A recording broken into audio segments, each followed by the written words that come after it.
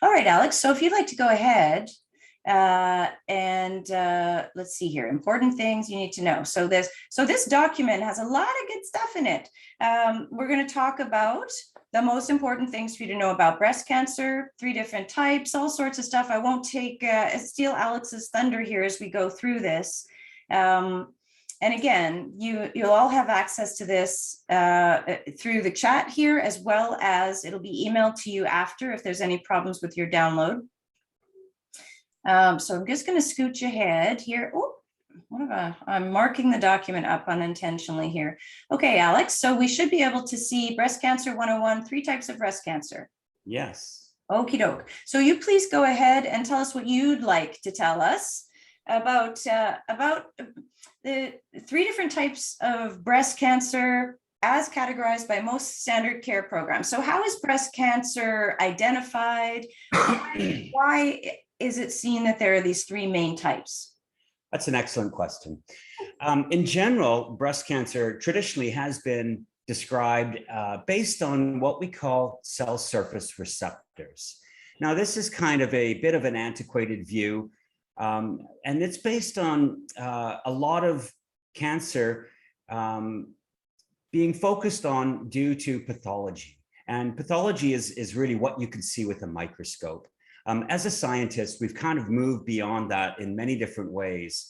And, as you know, science moves much quicker than industry. So we have to look at standard care as industry, the application of what we know, and science as, what we know and what works and what is available, but not necessarily industrialized yet. So science can be applied very quickly to cancer treatment, and it typically is, but it's done so in a very small way. So in regards to breast cancer, in the public standard care system, we look at 3 different types. So a cell surface receptor is basically a molecule and I like to think of it as a docking station on the outside external portion of a cell. And it basically binds to different cargoes and different inputs from outside of the cell and translates them into a signal that causes a cell to do something. Typically, that signal is going to be grow and develop and copy itself or prevent that. And so I like to look at that as a gas pedal. And then the brakes would, so to speak, be a molecule that binds and tells a cell to go to sleep or to not copy and divide.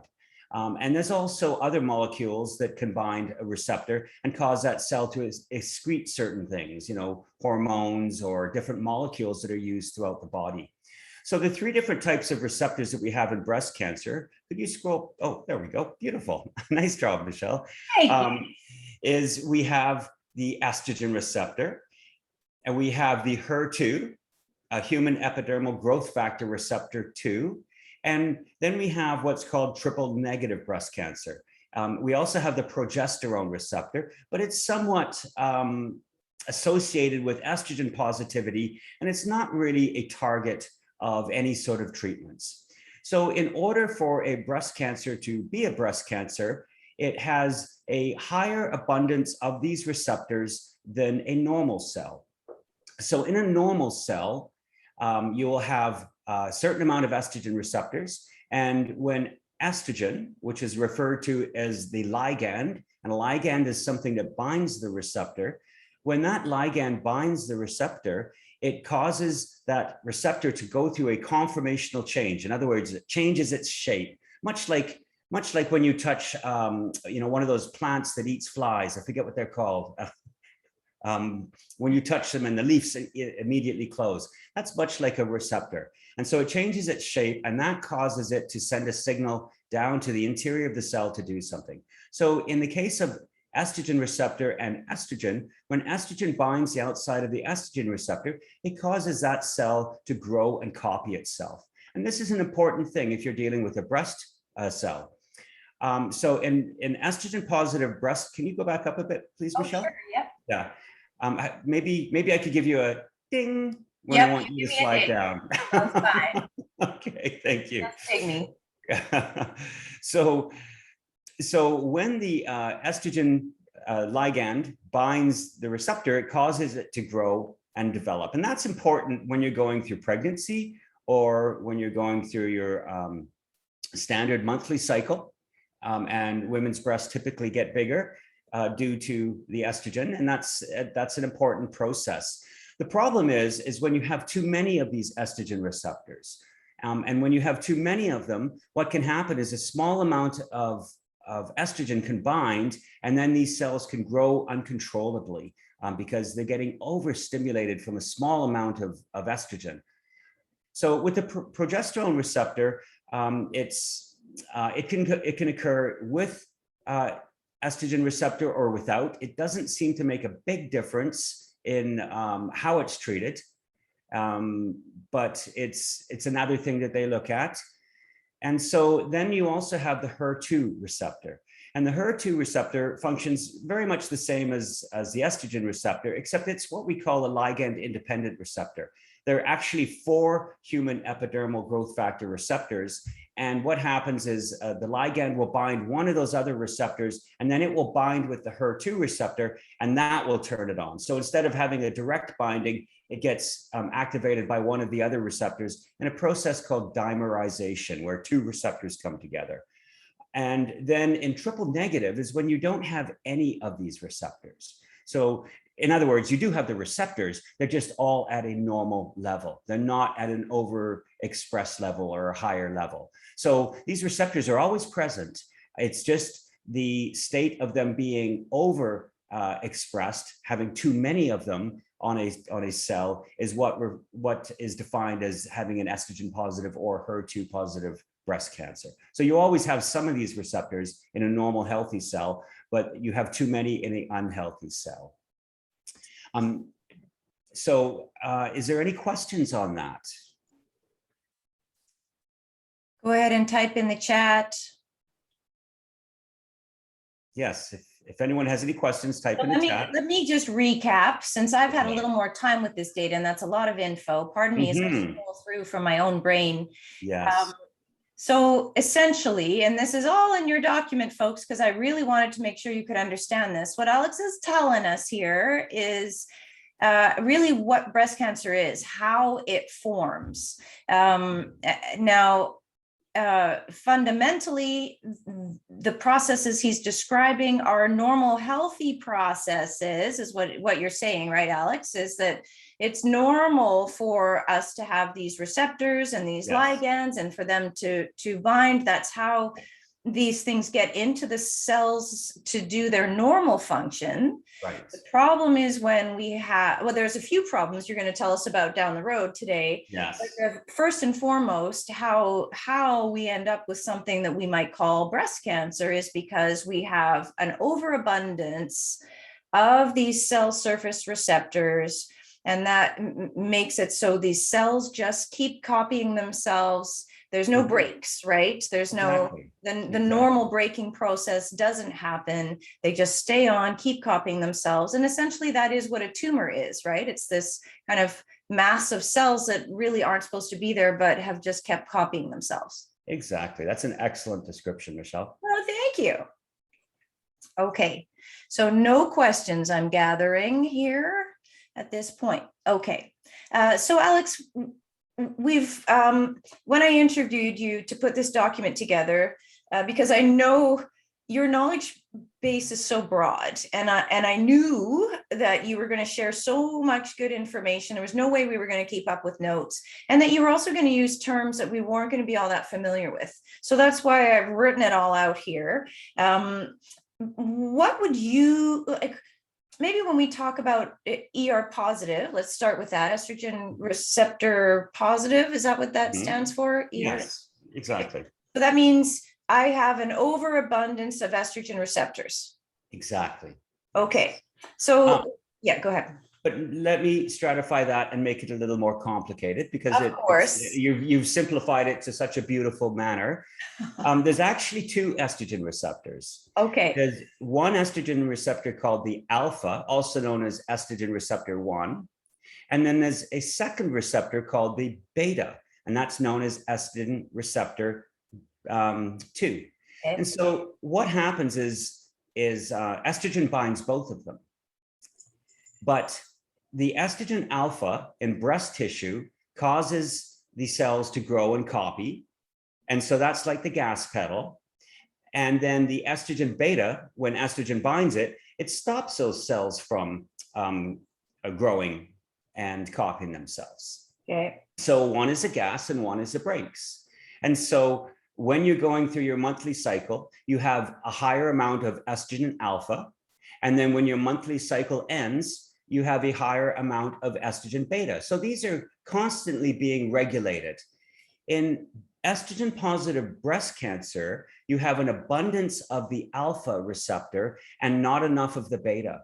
And that is the problem there. So when the estrogen, which is normally supposed to shut these cells down after the cycle is finished, after your monthly cycle is finished, or after your pregnancy is finished and you've stopped breastfeeding, then typically these betas would be there to stop the actual growth and would shut things down like a gas, like a brake pedal.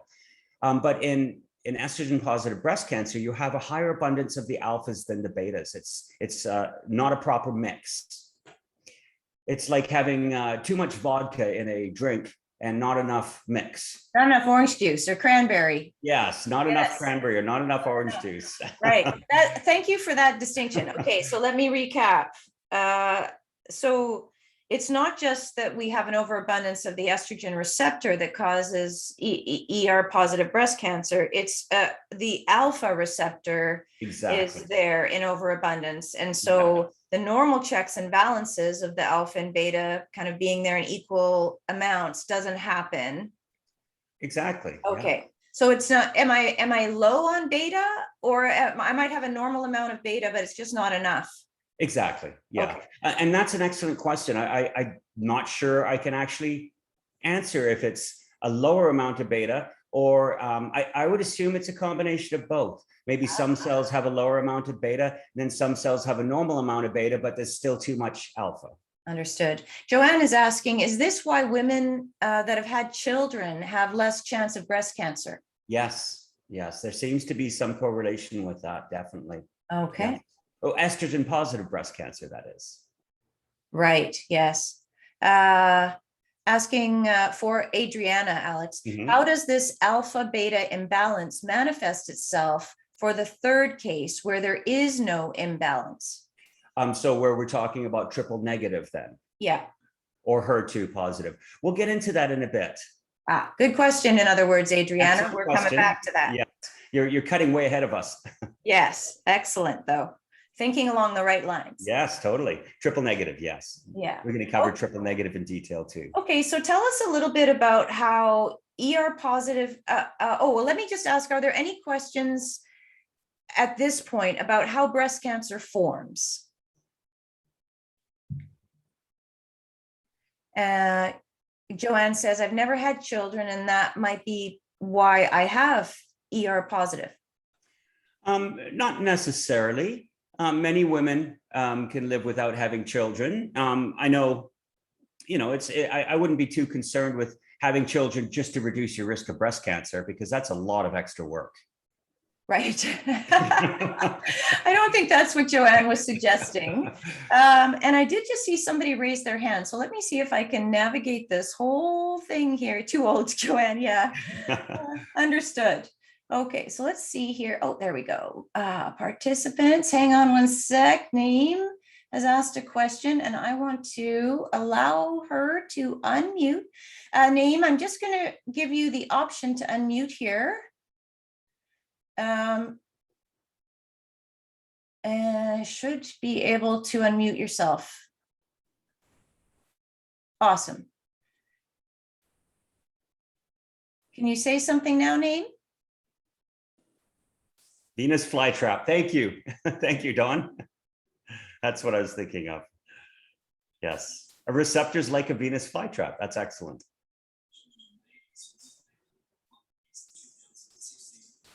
Let's see here. I think we can hear you, Naeem. Can you hear us? And can you say something?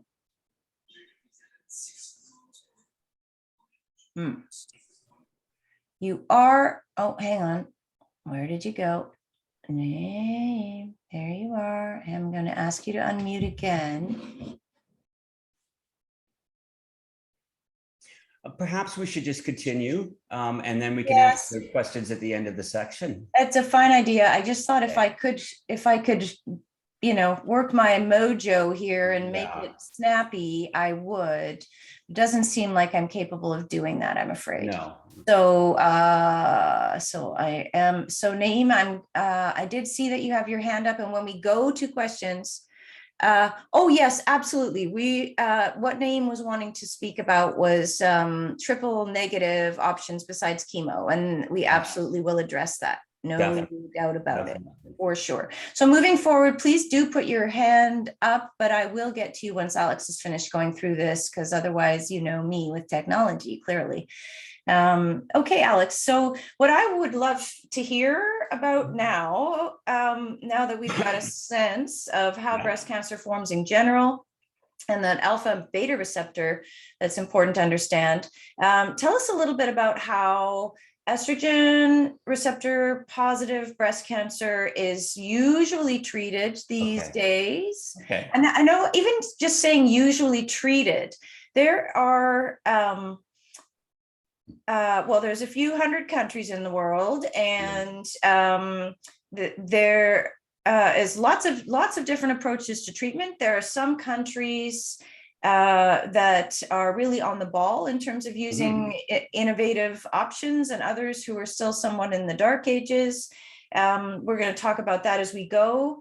But tell us how generally, if we're going to talk standard care in most industrialized nations, let's say that, okay, that's what we're talking about with standard care. How is it typically treated? So typically what they do is they will look at the tumor and they'll look at the size of it.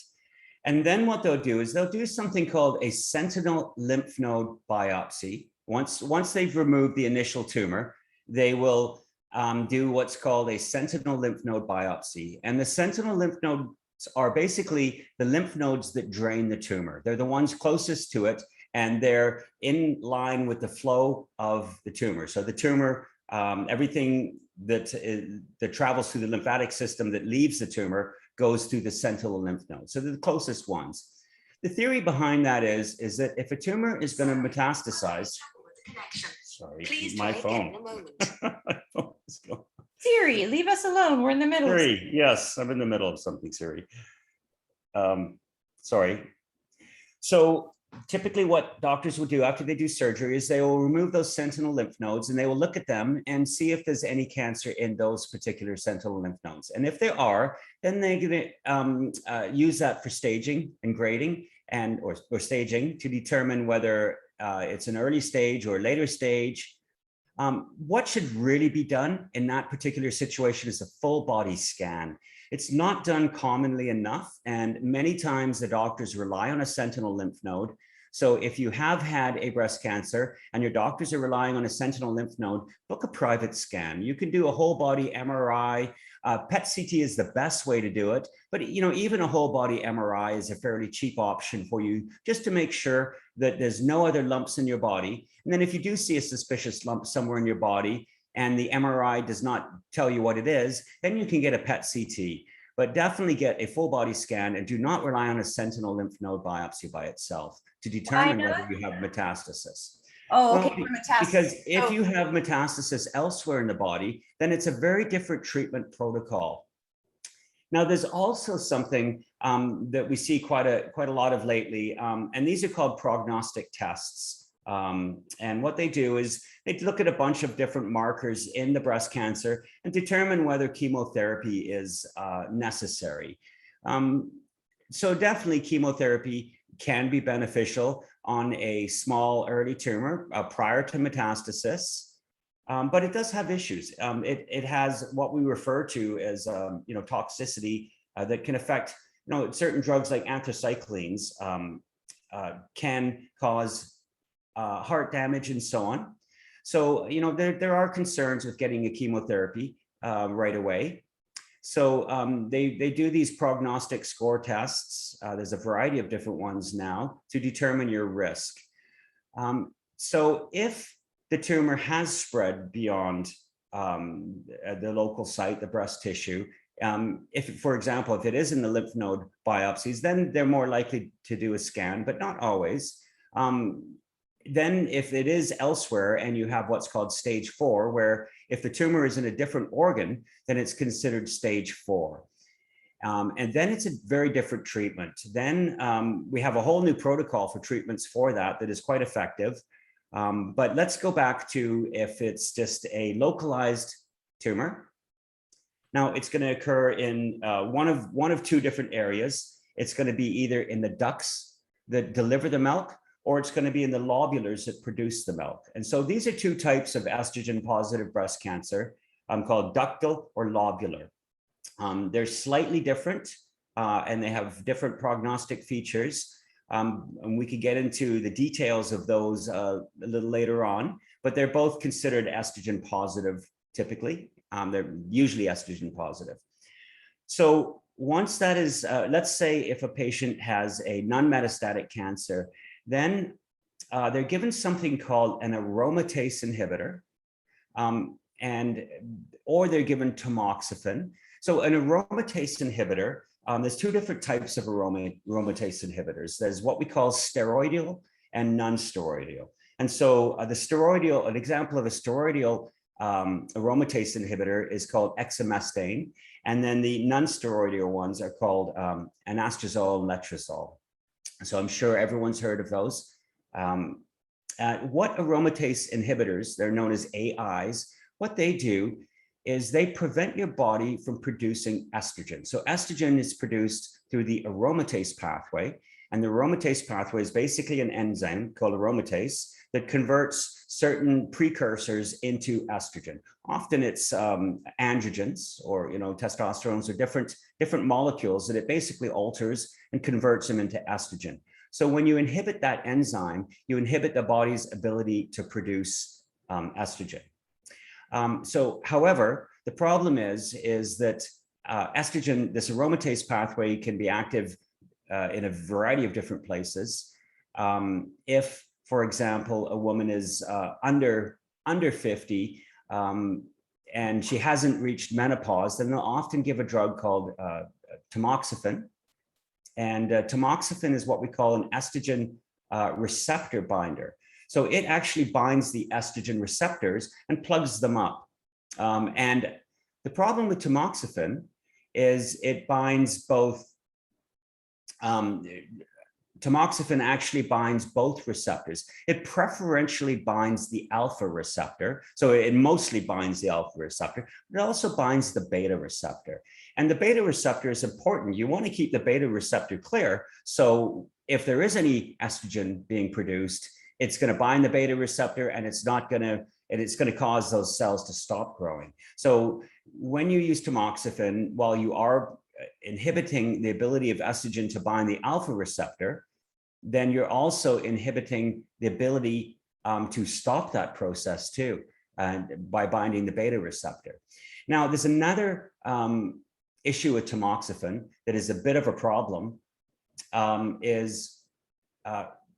in reproductive tissues, you have the polar opposite effect of the receptors. So in, let's say, your uterus and your ovaries and so on, the beta receptor is actually the gas pedal and the alpha receptor is now the brake. So it's kind of an opposing function going on. There's a variety of reasons that our bodies do this.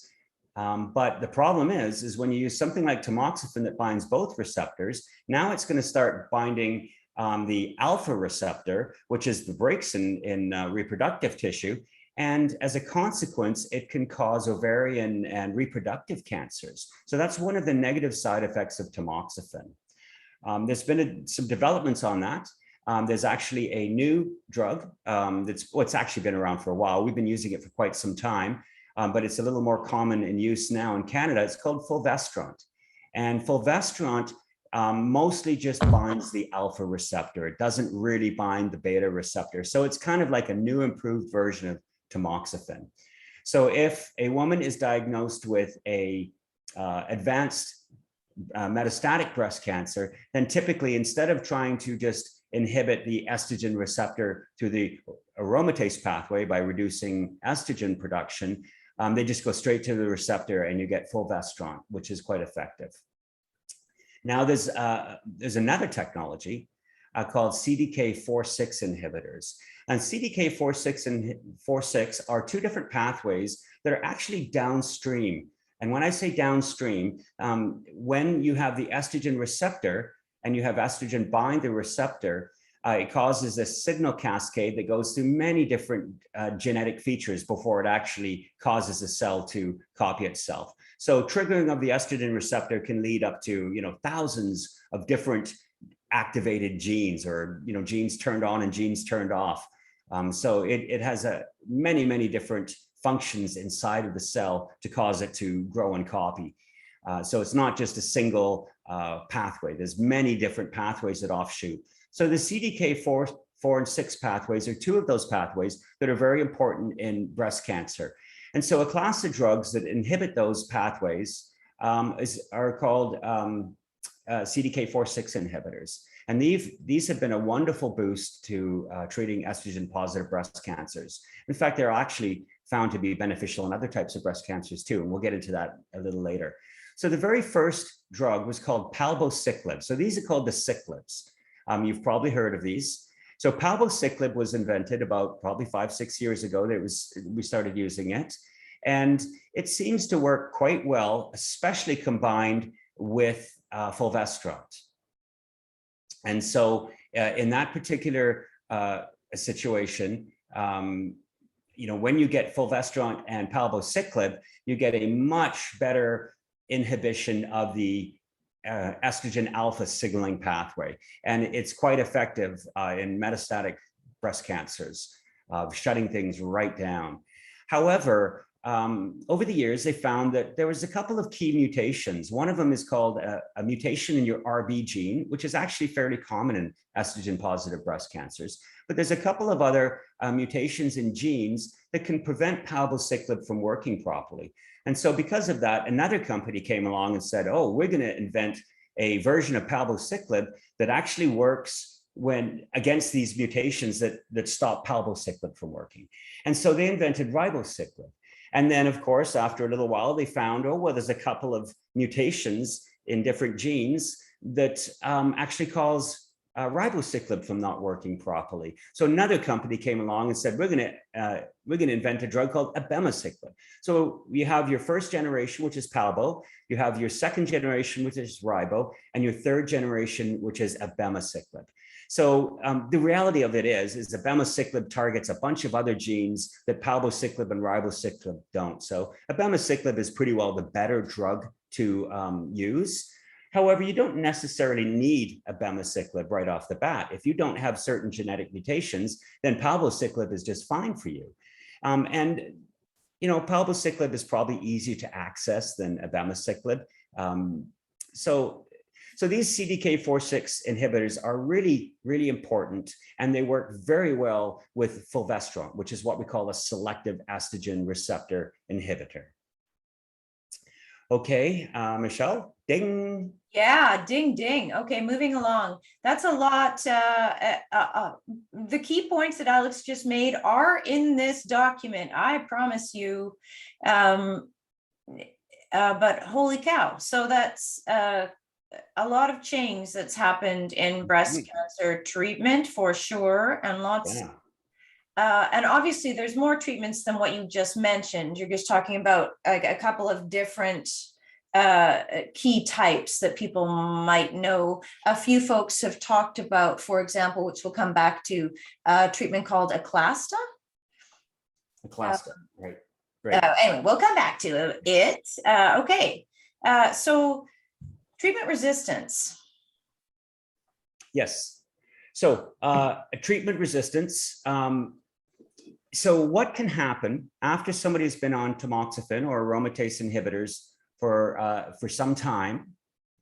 What can happen is they can become what we call treatment resistant or endocrine resistant, as it's often called. So endocrine resistance typically occurs when what happens is you get genetic mutations in your estrogen receptor alpha. So what can happen is you can have receptors in the, or mutations that occur in the external domain of the receptor. So it changes its shape. And now all of a sudden, certain drugs can't, like tamoxifen, can't bind onto it anymore because it's changed its shape and it doesn't recognize it as a estrogen receptor alpha. You can also get a case where you get a mutation where the outside portion of the receptor actually breaks off. And so you only have the internal portion. And when that happens, what can happen is that then you don't have anything to bind onto the cell and recognize it as a tumor cell.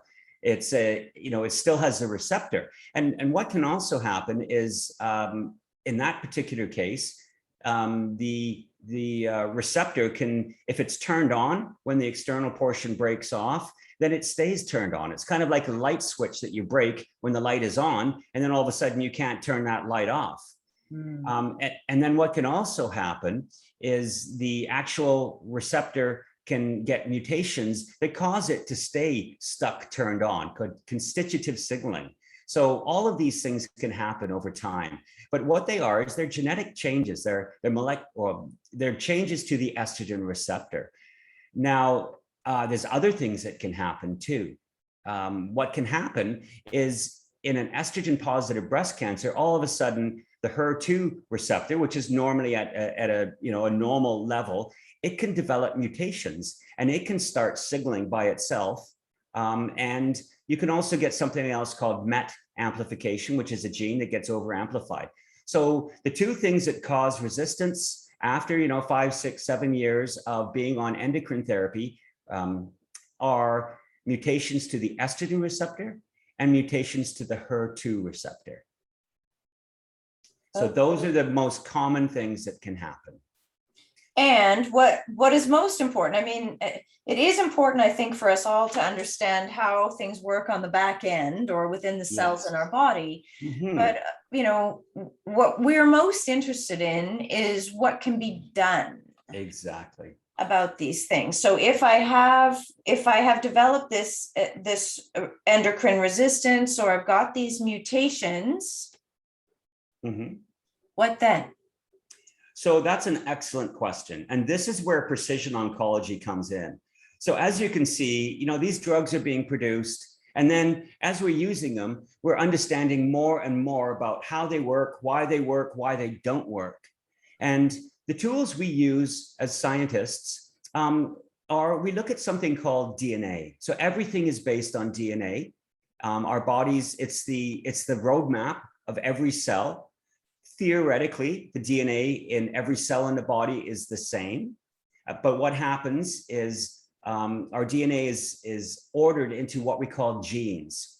And these genes have a function. So the estrogen receptor is based on genes. It's actually a gene. The HER2 receptor is actually a gene.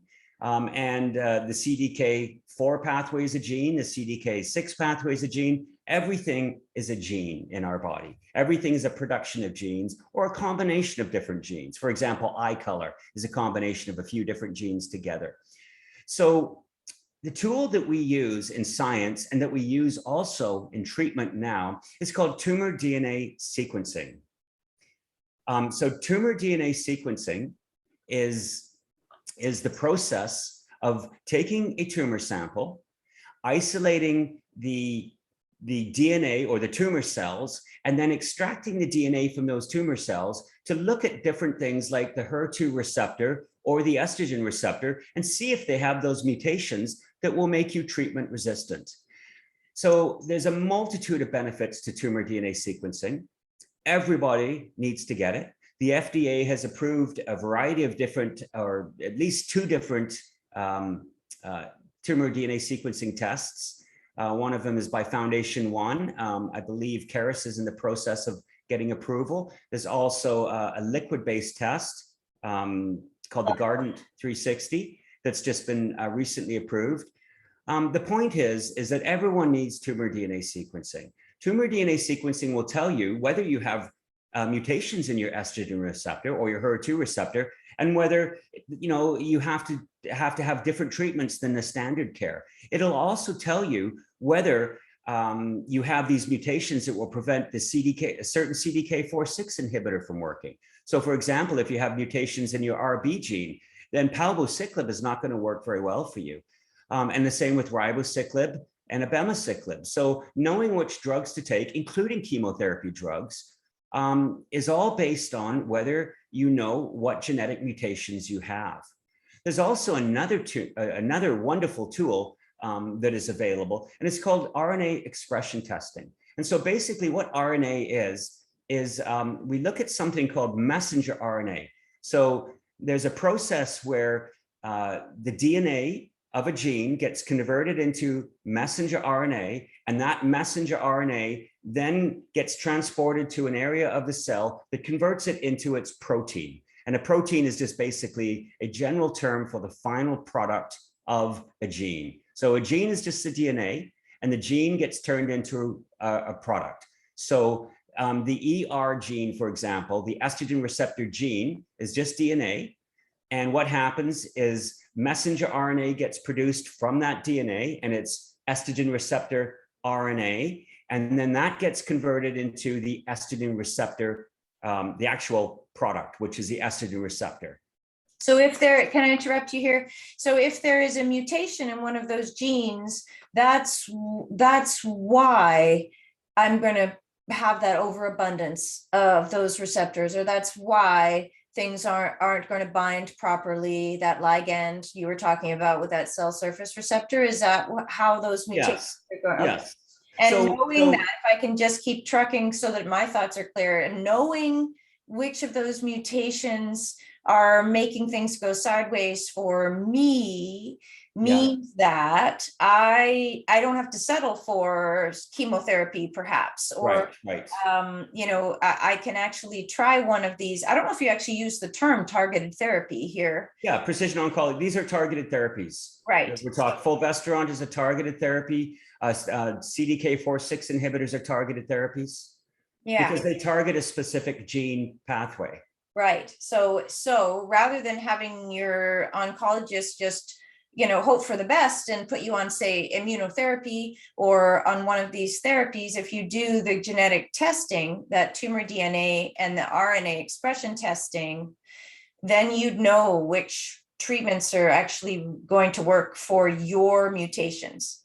Yeah. So I am kind of really simplifying things here. The RNA expression testing tells you how many copies of that gene are being produced. So, normally for a normal process, let's say you're only supposed to have 20,000 copies of a gene produced. Well, if that gene is overactivated, then it's going to produce 100,000 copies of that messenger RNA.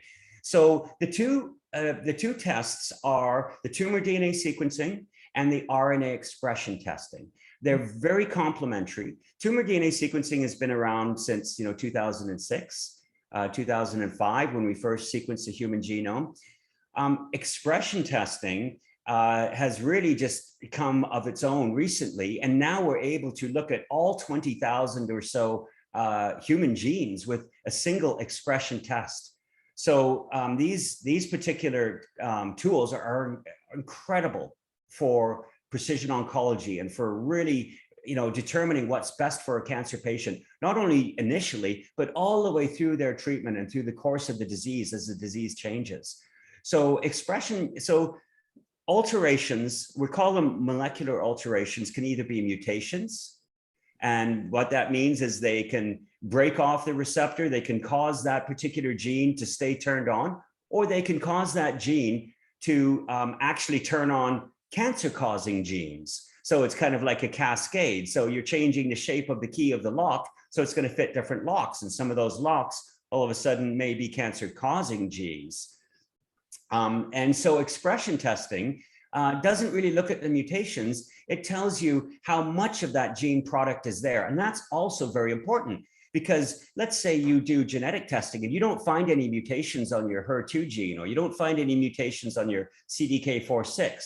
There can also be other things called epigenetic pathways that cause an overexpression. So think of mutations as the function of the gene, and think of expression testing as the turning on and off of the gene. So completely two different things. So if you were to think of the wiring of a light switch going to a light, think of mutations as damage to the wiring inside the wall or damage to the light switch. And think of the expression testing is actually turning that gene on or off, and turning it on for longer than it's supposed to be turned on is something that is very important. You want to know that. So both of these tests, expression testing and tumor DNA sequencing, are very important for every cancer patient.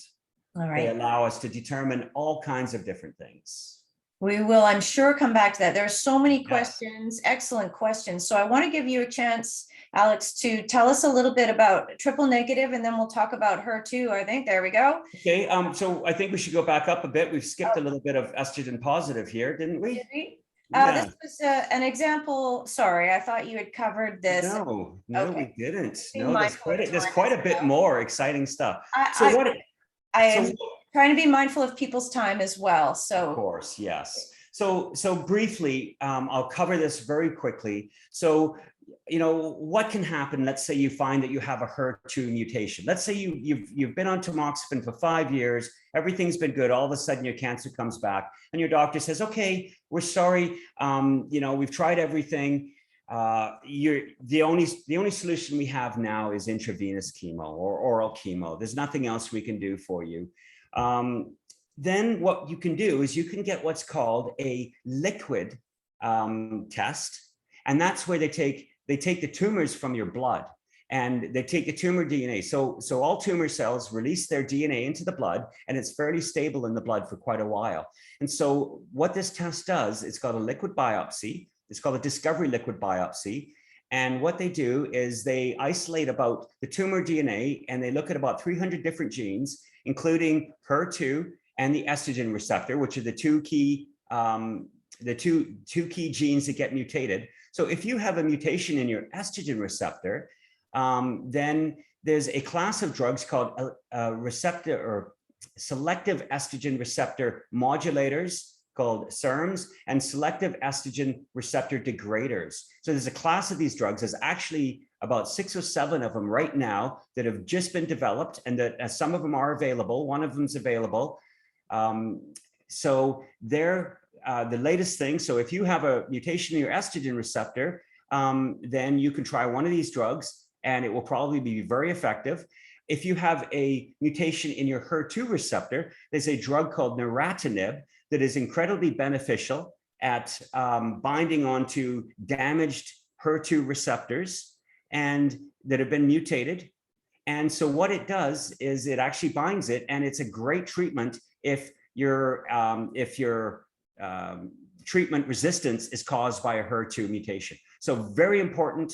Number one, getting initial tumor DNA sequencing as soon as you're diagnosed with expression testing, and then after your tumors come back, 5, 6 years, 10 years, whatever it may be, get a liquid-based test to see if your estrogen receptor or your HER2 is mutated, because then there are pathways and drugs that can target that. You don't have to go on chemo.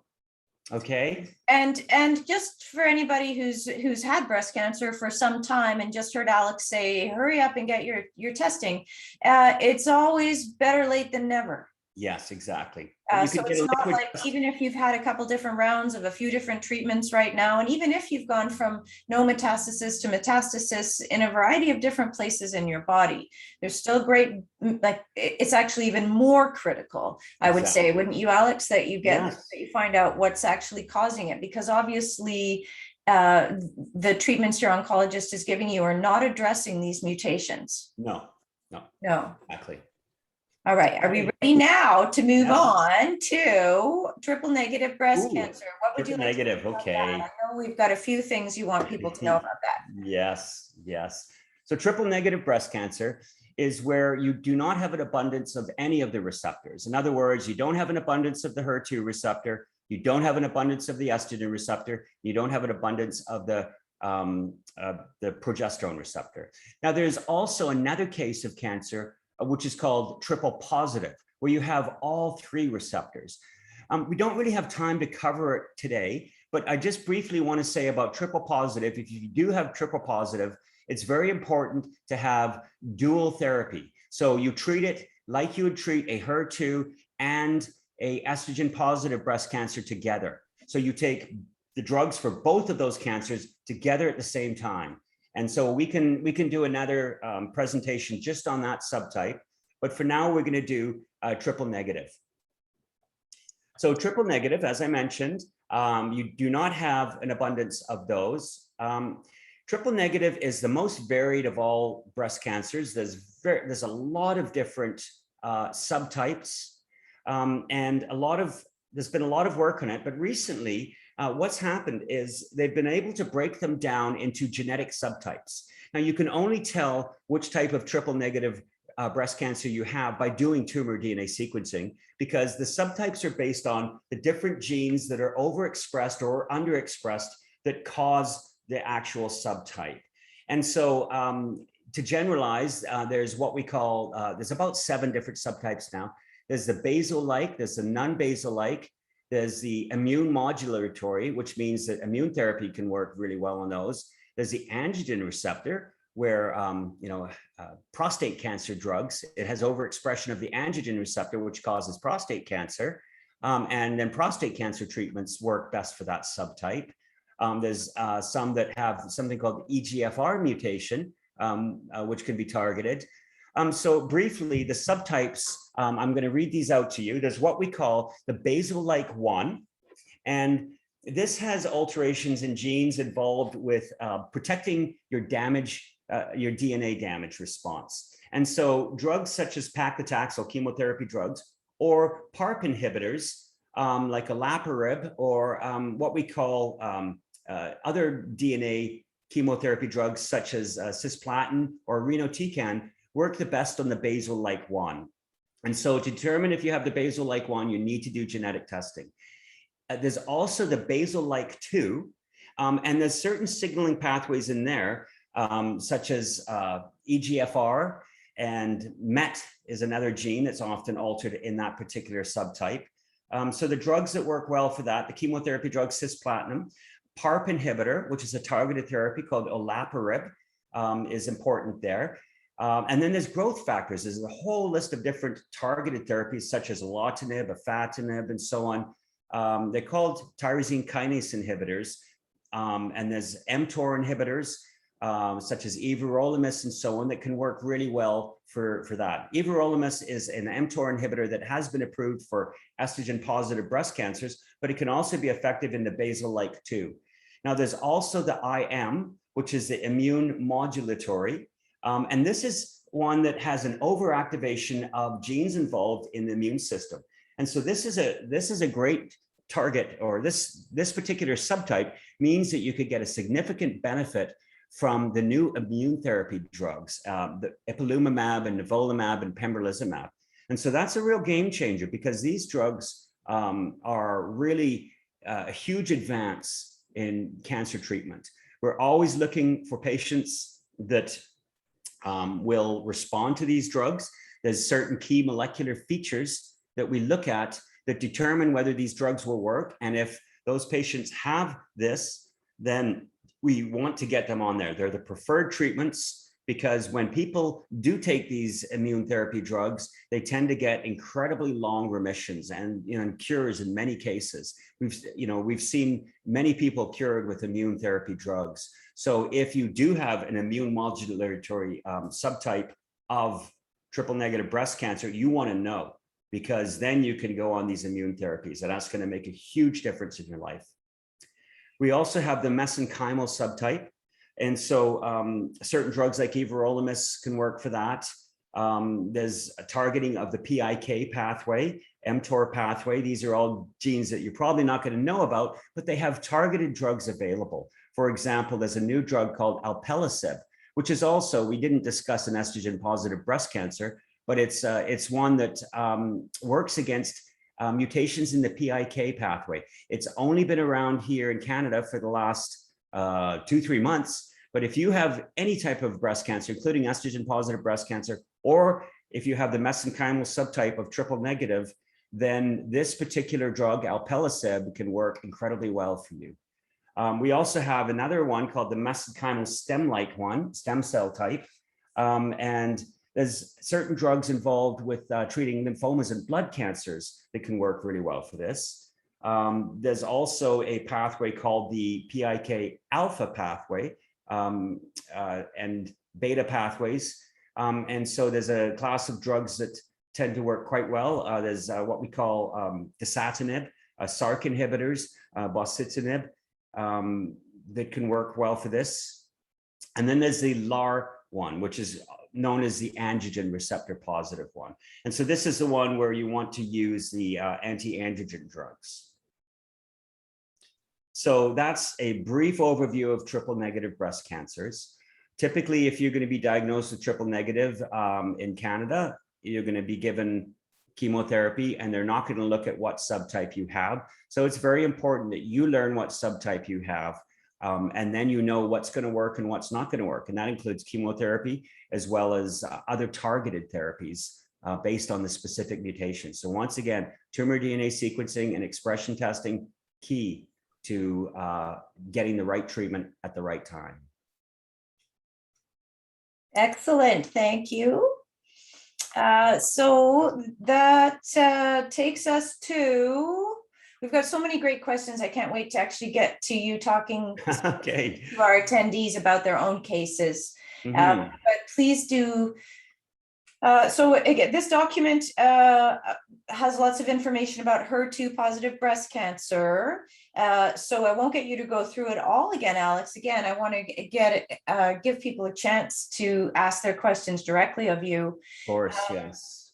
But what, okay, so you've talked a few times now. We talked in terms of like, what is cancer? How does it form? We talked about that HER2 receptor. We talked about what can go sideways with that.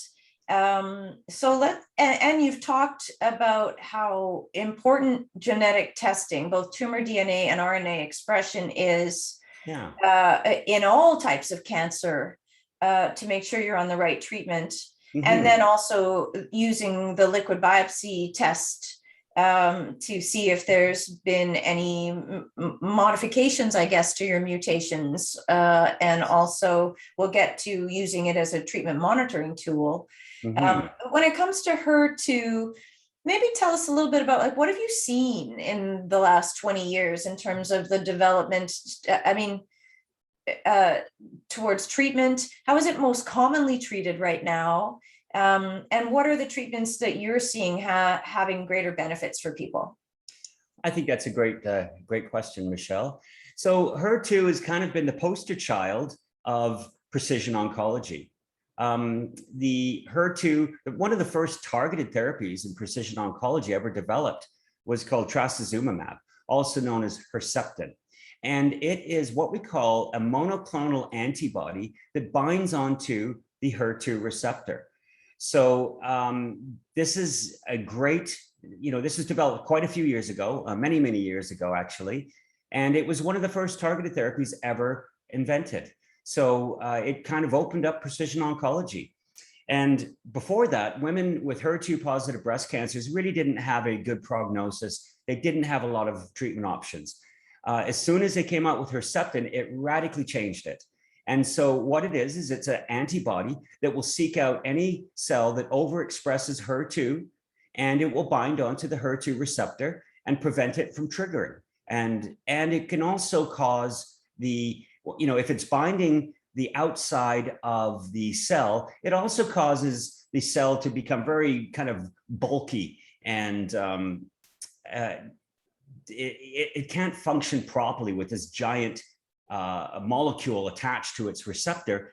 And sometimes what can also happen is the immune system could see it as a messed up cell and can start breaking it down. So there's a variety of ways that Herceptin works. Some of them we don't even understand yet, but we do know it works very well.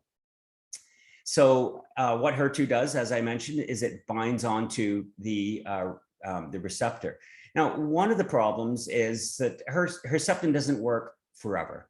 It works quite a while, But when it stops working, then it becomes a bit of a problem. So what has been developed since then is there's been another company that's made another version of Herceptin called pertuzumab.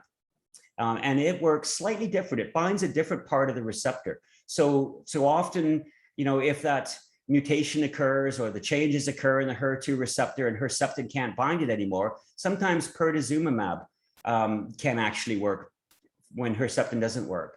So what's known now is they combine the two together, and the two together work quite well. They work better than either one alone.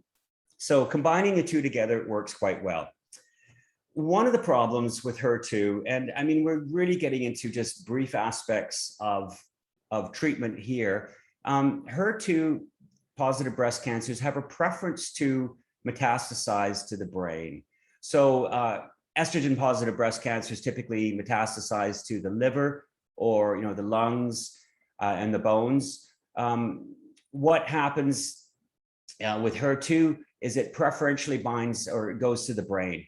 And the problem with Herceptin and pertuzumab is because they're monoclonal antibodies, they're naturally occurring antibodies, they're very big molecules and they can't cross the blood-brain barrier very well.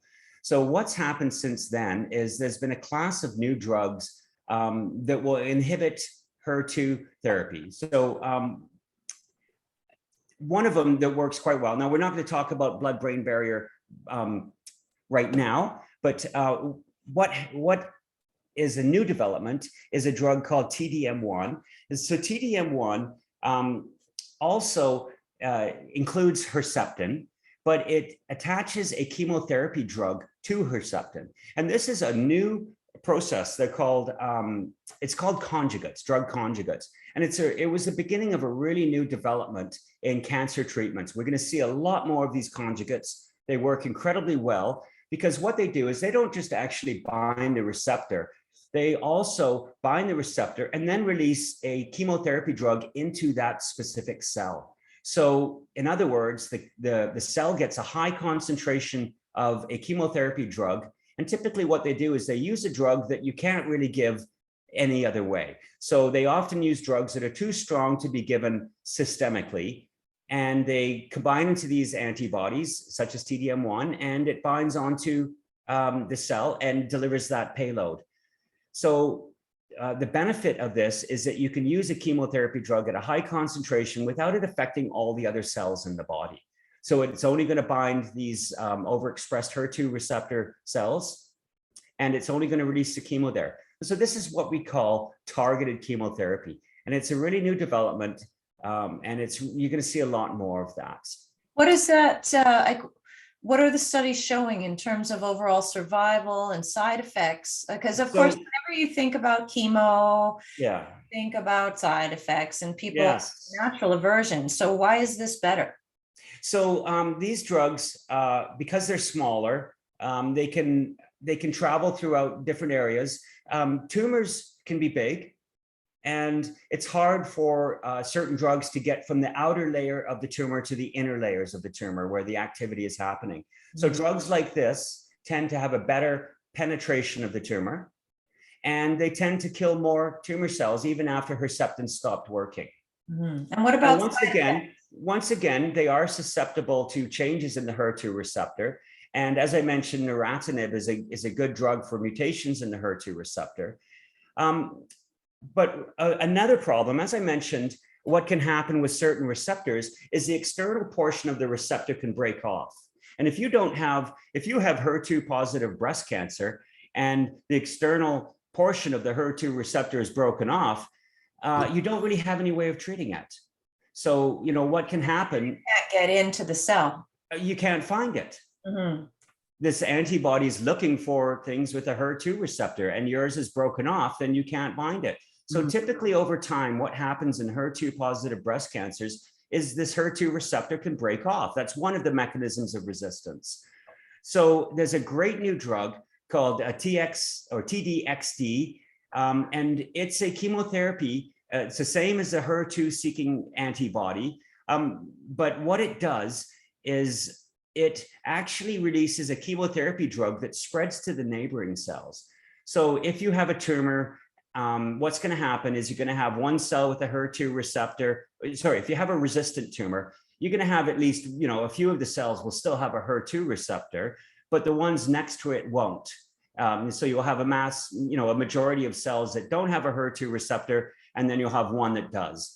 Well, this TDXD will bind that one receptor, and it will release the chemotherapy into that cell, but that chemotherapy drug will spread to the neighboring cells. And if those neighboring cells don't have a receptor, it will kill them too. So this is a really big advancement in dealing with a treatment resistance mechanism. And that's the loss of the external portion of the HER2 receptor.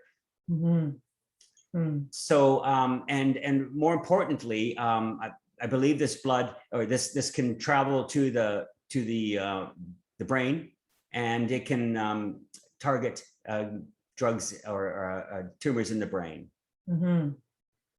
Yeah, that's great. So so let's see here. Let us, rather than going into talking about precision oncology specifically, I imagine that as we answer people's questions, you'll naturally talk a little bit more about genetic testing and treatment monitoring and targeted therapies. So how about I just close up this document, and we open the floor for some of these questions that have come through. Okay. Is that okay with you, Max, or was there more? Yes, I noticed that we have a ton of questions. Perhaps just for brevity, could we keep the questions sort of limited to the focus of what we've discussed here, just so everyone understands what has been discussed here? Well, I think I totally get why you're asking for that. And I think the nature of this event was meant for like a general overview types of cancer, and then for people to be able to ask questions specific to their case. So if you don't mind, I don't mind, but it may require a much longer explanation that could take more time, and we'll have reduced questions. Right, we call him the cancer guy for a reason, folks. So let me just stop the share here and bring myself back into the room with everybody. We've been chatting along as we go. I've been keeping track of who asked questions when, so we can cover it all in order and be fair. So let's see. I know, Alex, you, again, as cancer guy, you're going to want to answer questions in great detail. For the sake of all of us being able to get on with our Saturdays and do something before dinner, let's try to keep it kind of as general an answer as you can while still attending to that person's need. I'll interject, and then if you know that there's more you can do, if you have more time with that person, then perhaps there can be a consultation or by something. all means, yes. So the first person to ask a question, according to me, Julie, I did see your hand up. We will get to you. Was name, now let me get here. Where'd you go? I'm going to just unmute you. There we go. I'm going to ask you to unmute so you can ask your questions here. I think I've done that. And we're going to...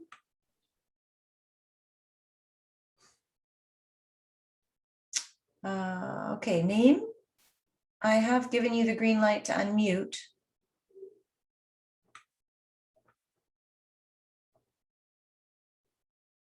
Okay, she may have moved on. So we're good. Oh, our name. Where'd she go?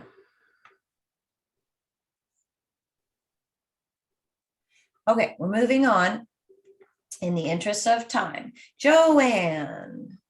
Joanne, let's get you. Let me see, where are you? Let me find you in my gallery here. There you are. Let's ask you to unmute. Okay. I forgot my question. I got it. You had a few there, so please go ahead. Tell us a little bit about your case as you shared here. Alex, I don't know if you've scrolled through the chat. ER. No, I haven't had a chance to look at it, Okay. no. So I'm ER positive, diagnosed with IDC, it's invasive ductal carcinoma for everybody else. Yeah, Lumpectomy done in July 2018. All node and tumor clear margins. Their chemo dose dense for AC and D and Okay. 4 Taxol every 2 weeks. okay, I also had Neulasta injections the 3rd day after infusion. Mhm. Radiation on and 16 plus 4 boosters. Yeah, I was on anastrozole as of July 2019. okay, And February this year, I noticed an awful lot of pain in my S1 vertebrae, and I usually go chiropractor. Anyway, long story short, they discovered my nagging, the doctors, they tried physio, chiropractic, nothing worked. I kept nagging. They did a CT scan, and hence they found, what do they call it? Indicators of cancer after the CTA scan, nuclear scan in okay, the S1 vertebrae and the right of the sternum. okay. And So, stage 2, grade 3, now metastatic. okay. So just a quick thing. Now, you're one of, I mean, a lot of women don't get chemotherapy. So you had the standard chemotherapy. You had what's called doxorubicin, I believe, and cyclophosphamide. There is a new protocol that came out that shows that you can greatly reduce the risk of heart attack by taking basic heart medications called ramipril and bispropol. These are what are given to people with heart conditions. So while you're on the chemotherapy, I know it's a little too late for you right now because you've already done this chemo, but I want every woman out there to know that they can actually take these 2 drugs, ramipril and bisoprolol, the 2 different classes of drugs Stroke. to prevent heart damage. Okay. Significantly. So data is relatively new. It just came out literally the study just came out a couple of days ago. So I want all women to know that if you're getting chemotherapy for breast cancer, make sure you are taking something to prevent any further heart damage, just in case. Sorry, I just wanted to say at this point, they want stereotactic radiation. I'm in a study. Okay. They're going to do 5 zaps Okay. to those spots. Okay. Paclacip, the Fesladex and the Ebrance, there's easier to say on. And I had a stroke from. I'm sorry, you're cutting out. You cut out for the last part. Yeah, I can't hear you. You can't hear us either? I can hear you. Something happened with your connection, Joanne. Oh, there you go. No You're worries. back. I can hear you. So we only heard the first part where you were saying you had a stroke. What did you say after that? The neurologist thinks that it was from the chemotherapy, and they said, even though it was a year later, I assumed, anyway, it done is done. I'm pretty good. I'm fine. It was a mild stroke affecting my speech, but anyway, carrying forward, I want to make sure that what I'm given now is going to be proper, because I'm kind of feeling untrusting of the work that the doctor, the oncologist, because I asked her about, we did a lot of studying, and I asked her about blood biopsy. We don't do that here. We don't do that here at Juravinski. So So sorry. Have you been given a bone modifying agent, a bisphosphonate? I don't think so. Okay, you should be on Zometa. You should have been on Zometa from day one. You can get that prescribed from your GP if you want. It's a injection once every 3 months, and it significantly reduces the effects of, not only does it reduce bone metastasis, but it also reduces the growth of the cancer. So it's the only there's many different, it's a class of drugs called a bisphosphonate. There are many different bisphosphonate drugs available. They're made for osteoporosis, but this particular one, Zometa, is able to not only slow down the growth of estrogen positive breast cancer significantly, it also prevents bone metastasis and resolves metastasis should you have it. Thank you very much. Zometa. Now, what is now? Have you been prescribed? You've been prescribed Ibrance and Faslodex? Yeah. Yes. Okay. Yes. So we don't know. Okay. So that's injections yesterday. okay. So that's a good combination. The problem is we don't know. So Ibrance is palbociclib. That's the first generation CDK4/6 inhibitor. We don't know if you have mutations in your DNA that will prevent that from working. So what I would tell your doctor is you want to go straight, you either get tumor DNA sequencing or you go straight to abemaciclib. Can you spell that? Or yes. can one of the girls? It's in the document, abemaciclib. Okay. So forget Ibrance, go to abemaciclib. Now, Ibrance may be good enough for you, but without the genetic testing, we don't know. Okay. So don't risk it. Take the best CDK4/6 inhibitor, the one that works against many pathways and against many different mutations, and that's abemaciclib, and also get Zometa for your bone metastasis. Now, the radiation will be quite effective too, and that should really help you, but you should be on Zometa. One of the reasons that some doctors don't prescribe Zometa for everyone, and many doctors do, we use it on everyone with cancer.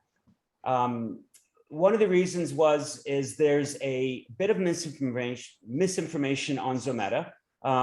Some doctors will say, oh, it causes osteonecrosis of the jaw. The studies showed what osteonecrosis of the jaw is, weakening of the jawbone. The studies actually show that it only happens in about 0.5% of patients, and those patients had really bad teeth to begin with. So if you need a lot of dental work before you get the drug, then get that dental work done just to be on the safe side. But really, mouth is perfect. yeah, so 0.5% is ridiculously low. So a lot of doctors are misinformed on how big the risk is. It's really low.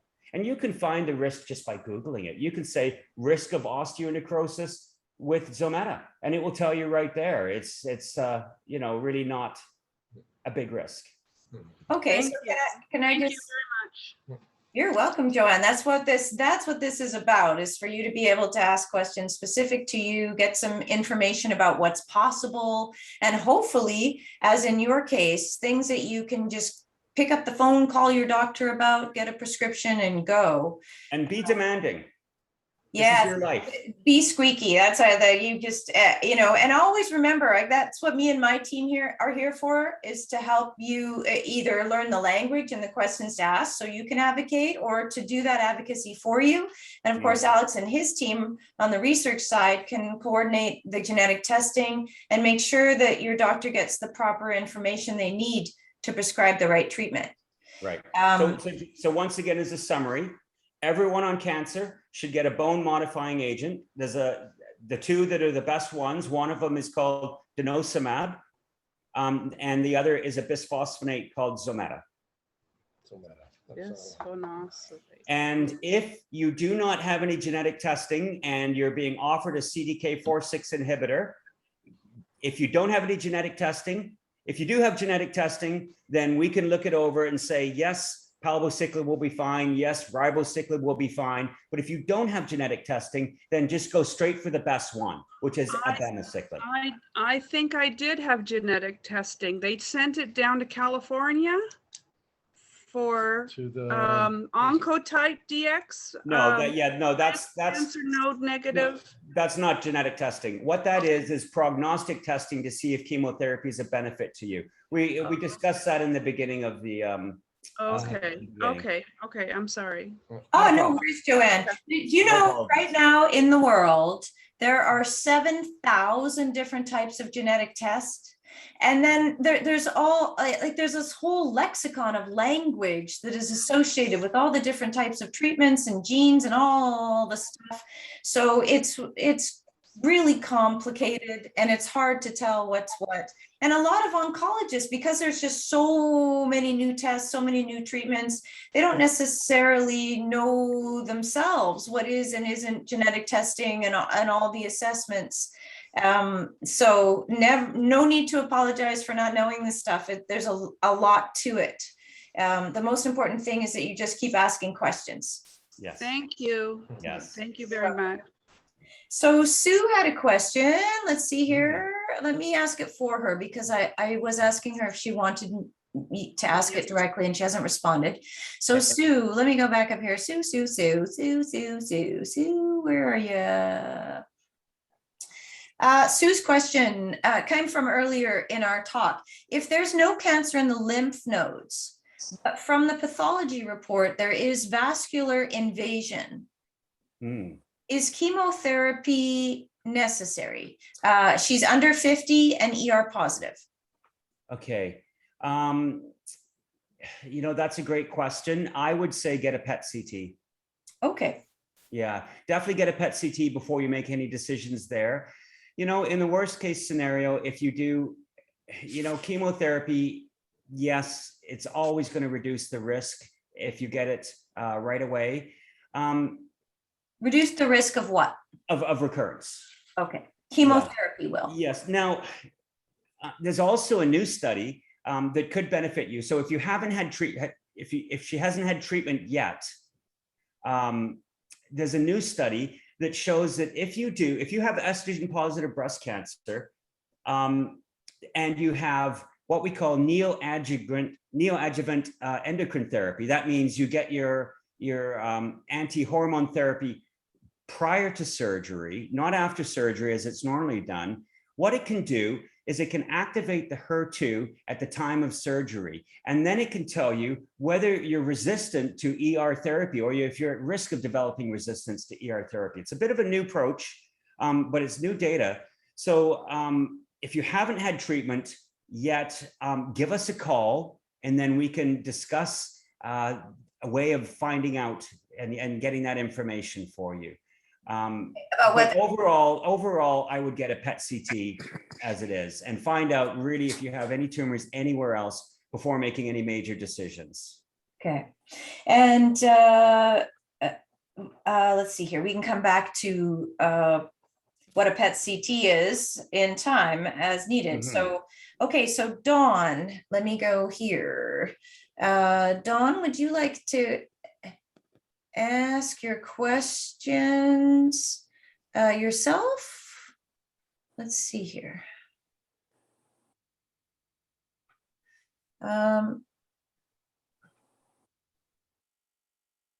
Okay, no hand up. So Alex, oh, new message. Hang on a sec. Yes, I most certainly would be happy to do that, Dawn.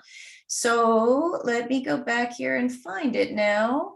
Dawn is wondering what the median overall survival is when you use the Ciclib treatments. If there's a general sense of that, or even I don't have it off the top of my head. Let me find. Now it depends on what type of cancer you have, what stage. Like furiously done. Yeah, so that's a pretty in-depth question. Is it? Okay, well, let's see. I mean, we can definitely answer it, but it's also going to depend on your genetics and which CDK4/6 inhibitor you're on. She says stage 4 IDC. Okay. And she's on ribo. And on ribociclib? Yes. And what has she had as far as treatment and how long has she had cancer for? Okay. Couple more questions, Dawn. What other treatments have you had? She was initially diagnosed in 2008. Okay. Now dealing with stage 4 IDC, has had surgery, chemo, radiation, and just waiting. So 2008. So that's a good long time ago. Yes. Now on ribo and letrozole. Ribo and letrozole? Yeah. Okay. She should switch that letrozole to a fulvestrant. Why? Just because it's an estrogen alpha inhibitor. And if she's metastatic, she needs to be on fulvestrant. It's what's used for metastatic. Okay. Now she could stay on the AI as well. That's the ribociclib? Yeah, no, the AI aromatase inhibitor. Thank you. So you can take the aromatase inhibitor, fulvestrant. In fact, the aromatase inhibitor and the fulvestrant work really well together. They work better than either one alone. Okay. And combining it with ribociclib will give the full power to the treatment. Now, when she says metastatic, how metastatic? What organs? Is it just bones? Is it liver? Just awaiting.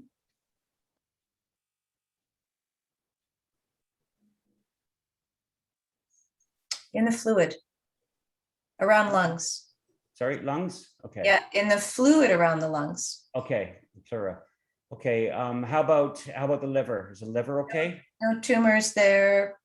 Yes. Bones? Liver, bones. No, she says just the fluid around lungs. Okay. Okay, good. All clear otherwise. Okay. Yeah, definitely. And get her to go on Zometa. So that way we're kind of preemptively addressing any potential bone metastasis. Is that well, once again, Zometa reduces the spread of the cancer, not just in the bones, but elsewhere. Okie dokes. It's the only bisphosphonate that has been proven to do that. So for those of us in the back room, aromatase inhibitor examples. So there's steroidal and non-steroidal. Oh, right. The best ones are the non-steroidal. The exemestane is the steroidal one. And what it does is it permanently binds the aromatase inhibitor, whereas the other ones temporarily inhibit the estrogen. So, estrogens, you want some estrogen production, and that's the thing, because it does bind the beta receptor. So you get more side effects from something like exemestane. Okay, so can I just clarify what you just said for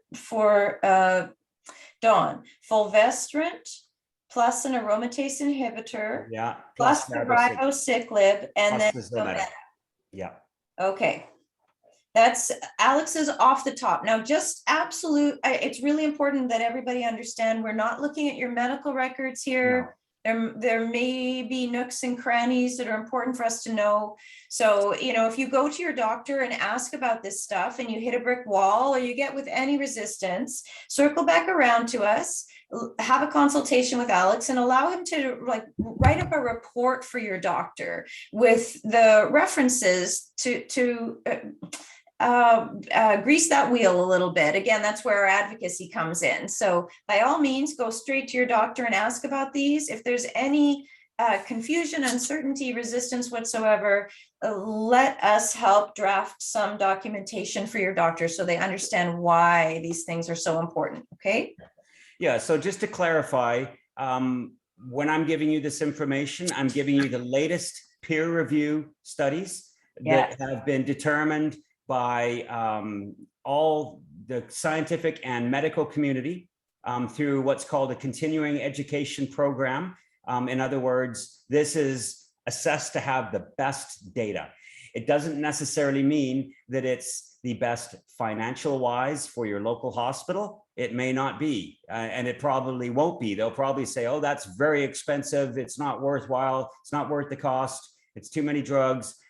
The reality is that's what's going to be best for you as a person. It's going to give you the best chance of reducing recurrence and targeting your cancer without having genetic information, of course. Sure. That is always kind of start with the genetic testing, ideally, or circle around and get it. What Alex just mentioned about cost, we can have a whole seminar about the ins and outs of medical systems in a variety of different countries and why yours is the way it is. And what's important to understand is there are numerous workarounds and ways through in terms of you being able to get access with some funding or full coverage for certain of these new treatments. But another point that Alex was getting at, or at least I'm going to riff off of, is if you go to your oncologist after this conversation and you ask for some of these treatments and they say, well, we don't do that here, or that isn't proven yet. If Alex is mentioning it here, it is absolutely proven. It's definitely proven. And it may very well be that your oncologist has never used it. Or they just aren't allowed to at their hospital because it's too costly.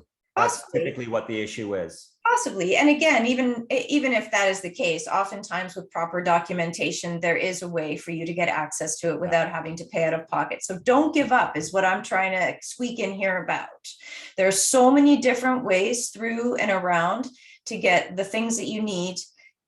So if you hit a wall or there's any resistance at all, just take that as, I guess I need to get a little bit more information, as opposed to this is a hard stop. That's not possible for you. Don't give up. This is your life. We want you to get the best. Exactly.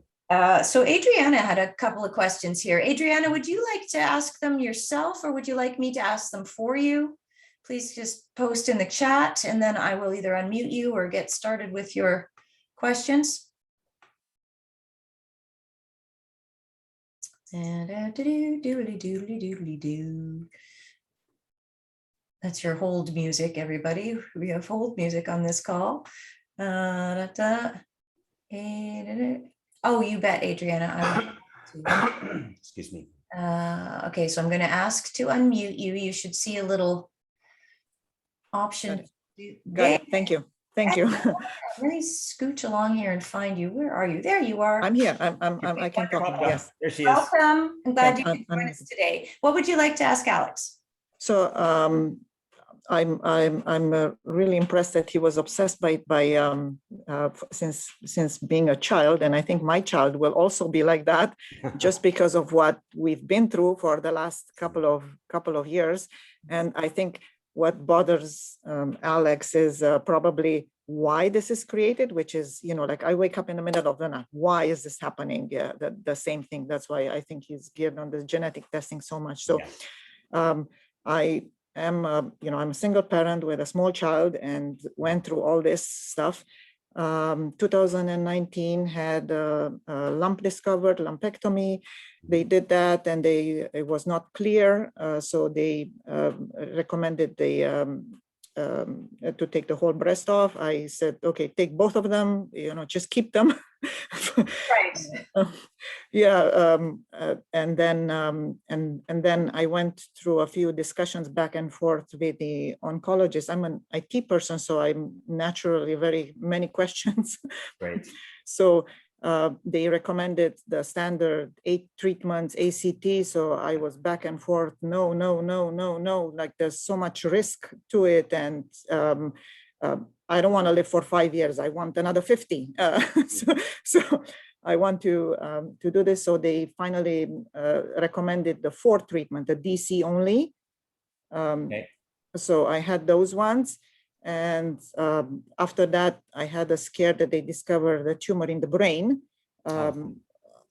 Fortunately, it was not cancerous, but anyway, going through that. Yeah, so that's really great. But still, it was a month of craziness. So after that kind of pushed me, which I didn't want to do, is the radiation. So I opted for that one too. I said, okay, might as well do bang, whatever.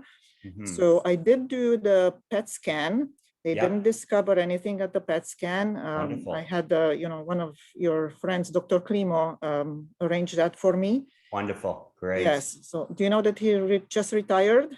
Yes, I do. Yes. Wonderful. Huge loss to the oncology community.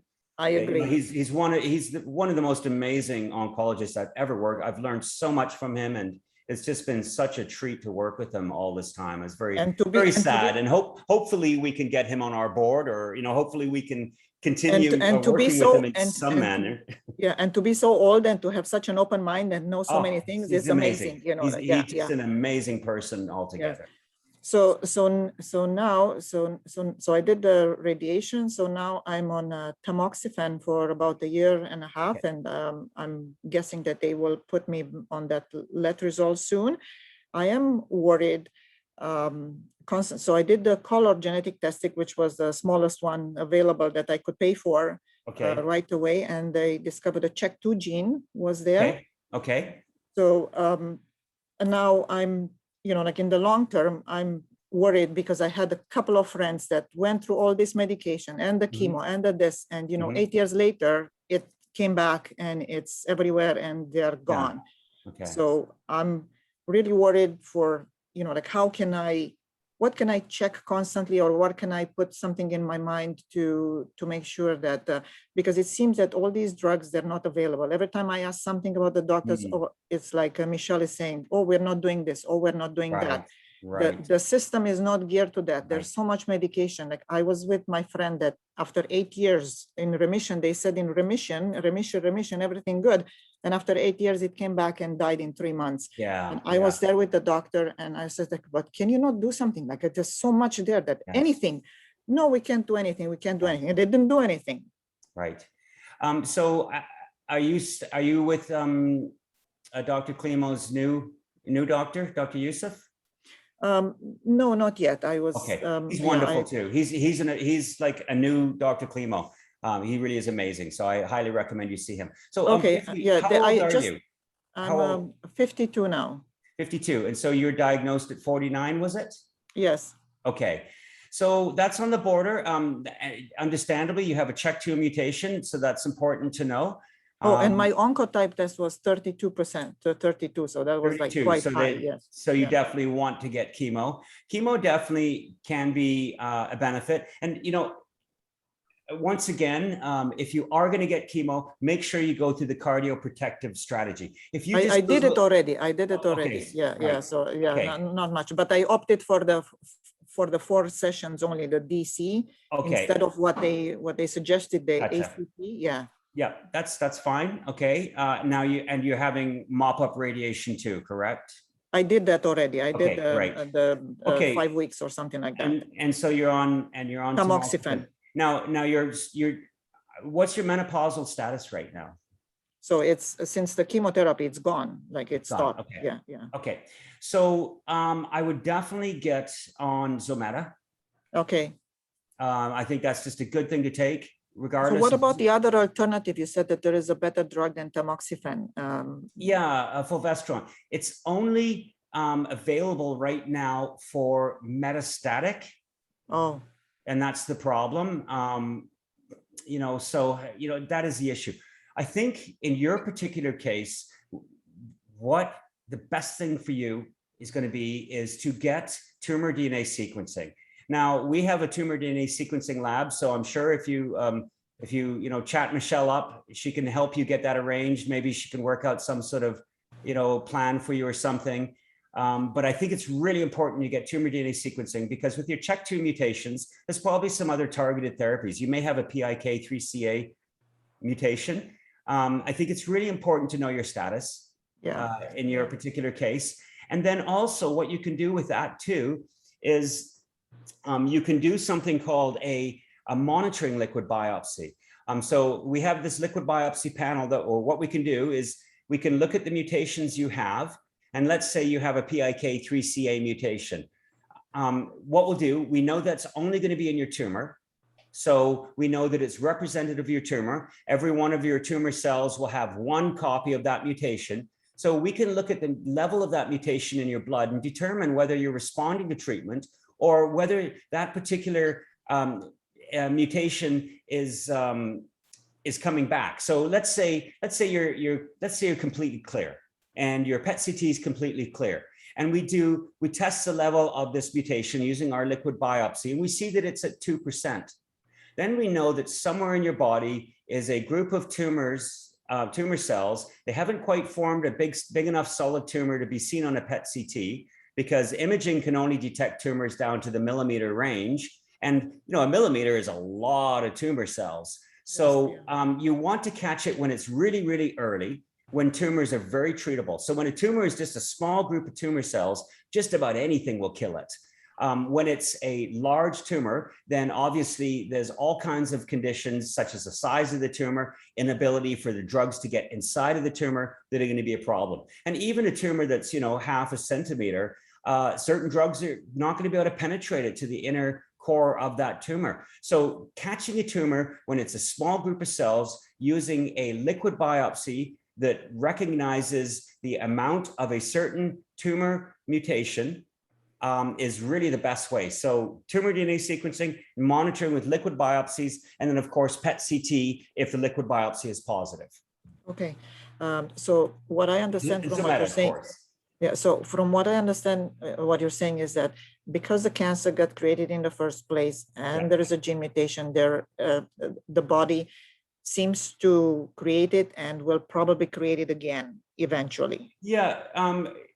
The one thing about cancers that are caused by something like a CHEK2 mutation, which is an inherited mutation in your case, they tend to be a little weaker than cancers that occur spontaneously.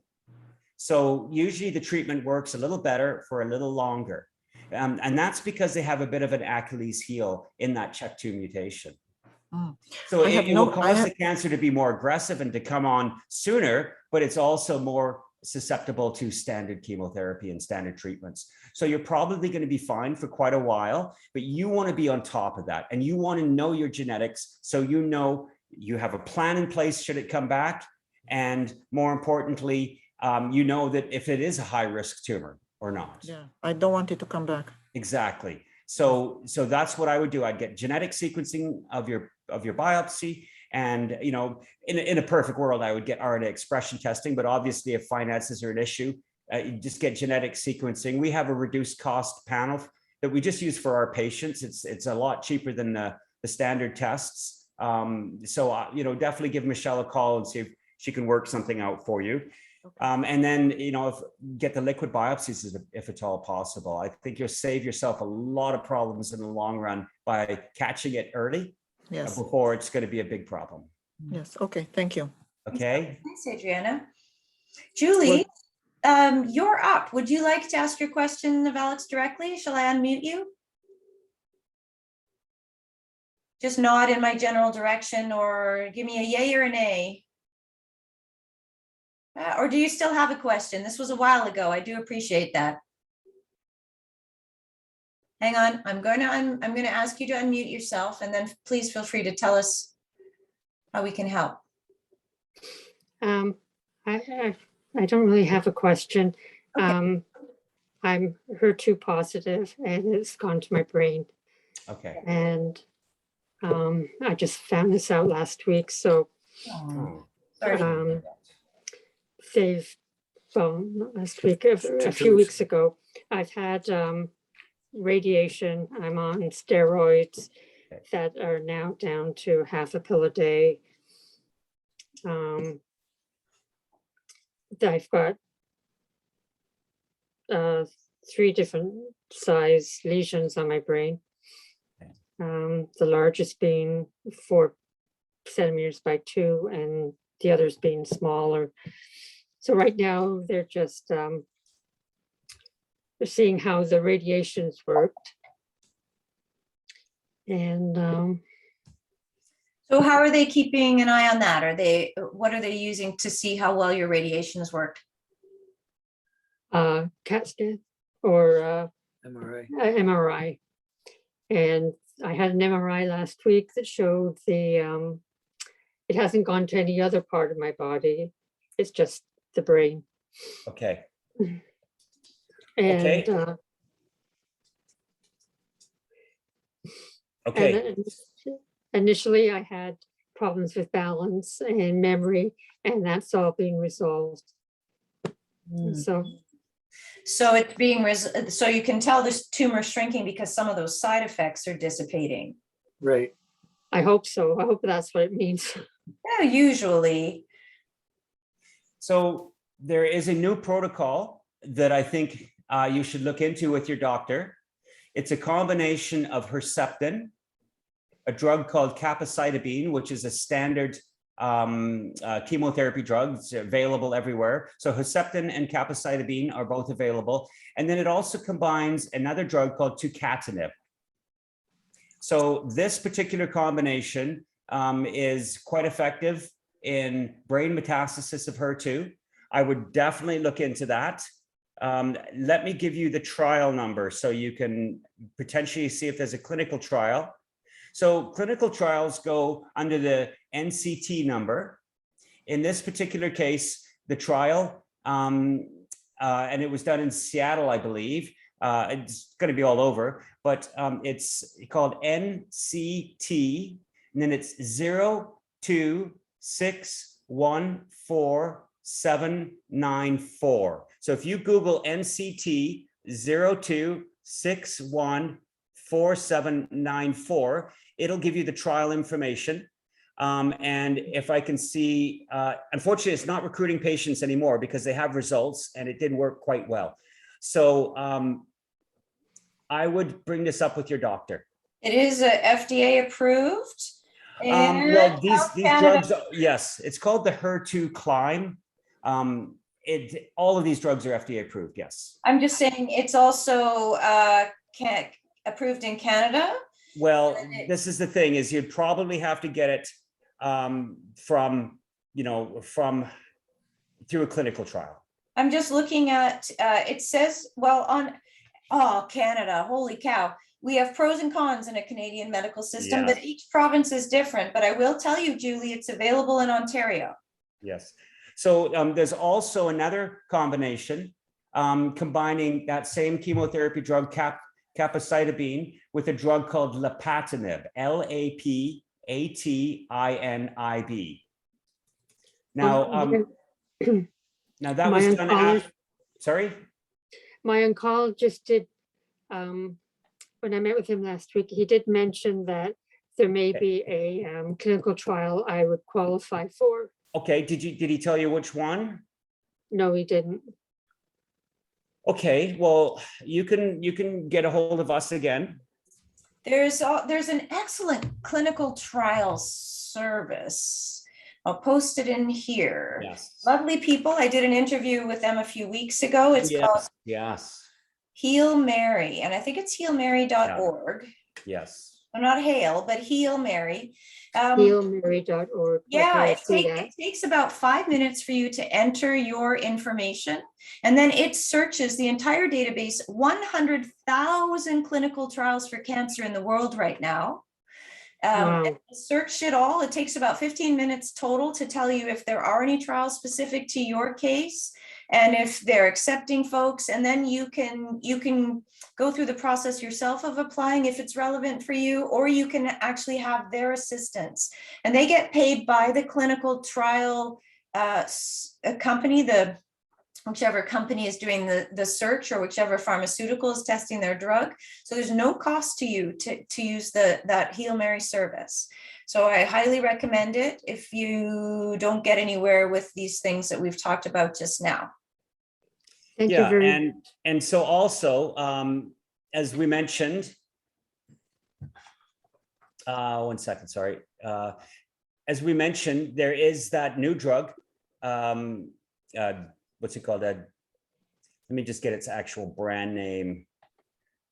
TX. It's written in the tucatinib? No. Sorry, just a second. So the TX, what is it? It's called trastuzumab deruxtecan. Okay. Sure. It's written. It's written. Attempt that one. It's written in the document. Okay, thank goodness. Okay. Yes. TDXD or TXD. Okay, don't listen to him. Listen to the document. Yes, listen to the document. I can't quite remember. It's called trastuzumab deruxtecan. DERUXTECAN. And so that is the one that I would be looking at. It's TDXD. Was it Michelle? Can you look that up? Oh my goodness, you're going to. I'm going to TDXD. Hang on a sec. Hang on. Let's see. I remember TDXD in the document. That's it. Yes, that's the one. TDM1 and TDXD at the same time there. Excellent. Yes. So that's what you want to look up, apparently. Yeah. So that's the one that I would look at. So those are three different options. definitely the first option with the triplet drugs I would look at, and this particular drug too. Okay. Thank you. What about the tumor DNA? Can that be just done at any time? Yes, definitely. Yes, you can do that at any time. Yes. And And that's, so if there are mutations, you could look at nilotinib. Now, I don't know if you've had nilotinib yet. Tamoxifen? no, Lux, but I don't think so. No, nilotinib. No. Okay. It probably would be a good idea to actually have a meeting directly with Alex, Yeah. given the nature of your case. Sorry, I said that wrong. It's neratinib. Neratinib, which Sorry. is also in that document. Yes, it is in the As document. you noted. I'm assuming, yes. Yeah. Okay. I have one more question here for you, Alex. Okay. I'm not sure. Let's see here. It's the name is Robert's iPad. Robert's iPad. Would you like to ask your question directly, or would you like me to ask it for you? I'm happy to unmute you. Robert's iPad going once. Okay, I'm going to do my best to ask this question. Oh, one new message. What is it? You bet your booty, I'll ask for you. Okay, let me scroll up and get it. Okay, so here's the question, Alex. Okay. I have oh my goodness, I'm not educated enough to understand this, but you will, I'm sure. I have T2NO TBNA. I guess triple negative is, I don't know. T2NO TBNA. Oh, thank you. I think someone's about to help me out here. Oh, you're welcome, Deborah. Good to see you. Thanks for being here. Okay, so let T2NO and then separately TBNA. Diagnosed September 2019. Sorry, once again, T2NO. Okay, that's just a stage. I need to know the type of cancer. Oh, somebody is helping me out here. Thank you. Triple negative. That's right. It was just triple negative. Okay, thank you. Okay, so moving, diagnosed September 2019, had a lumpectomy in October. Okay.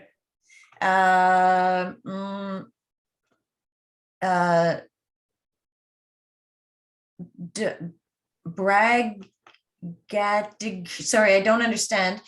Dose dense therapy with gastrophil. Okay. 16 radiation doses.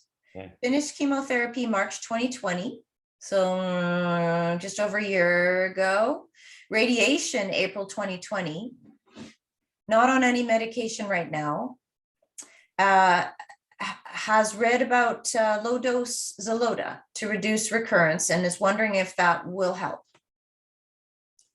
Low dose Xeloda. A year ago, no medication. Can you tell us, Robert's iPad, how are you being monitored right now? How are people making sure that you don't have cancer right now?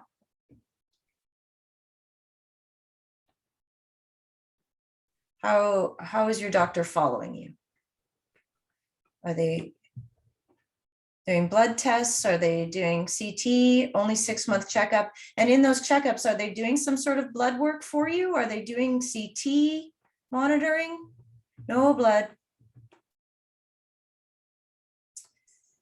Okay, and can you tell me when you finished your treatment in 2020, April 2020, and finished the chemo and radiation, what kind of screening or testing was done then to make sure your cancer was gone?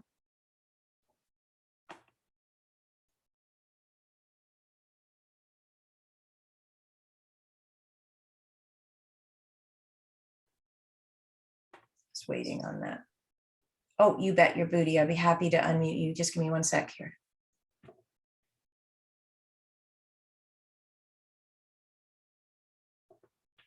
You should be able to unmute yourself now.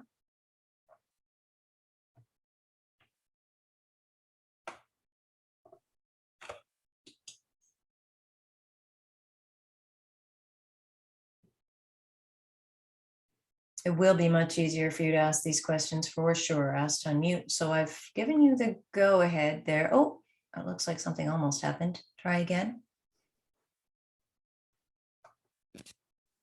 Bear with us.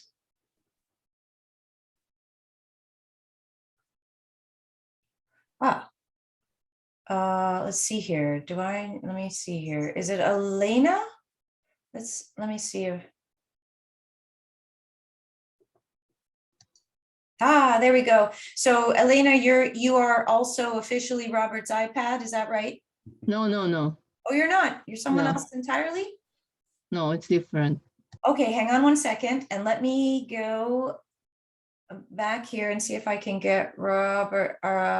I've done what I can on my end to. Why don't you get them to book a consult, Michelle?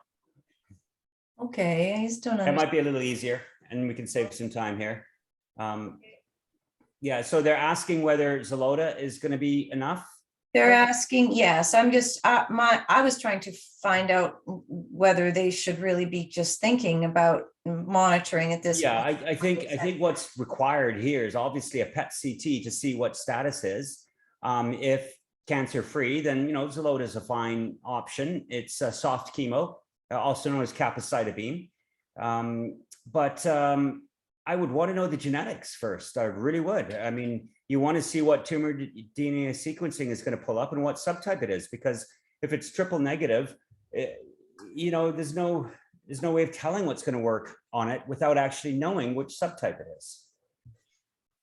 Right. So back to genetic testing. Back to genetic testing. CT to make sure that it really is gone or there is no recurrence. Yeah, exactly. Genetic testing to find out what treatments are going to be best for you either down the road or now. Exactly.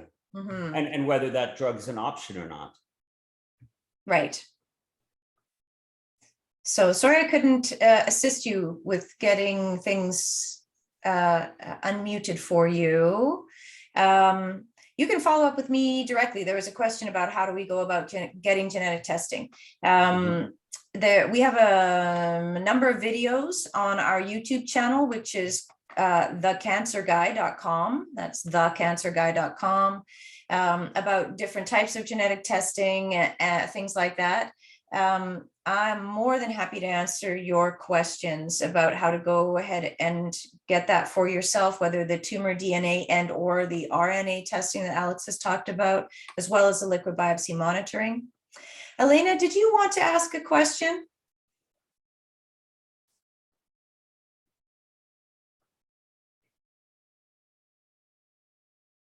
Let me know. I'd be happy to. Now is the perfect time. If you did want to ask a question, I'd be happy to unmute you.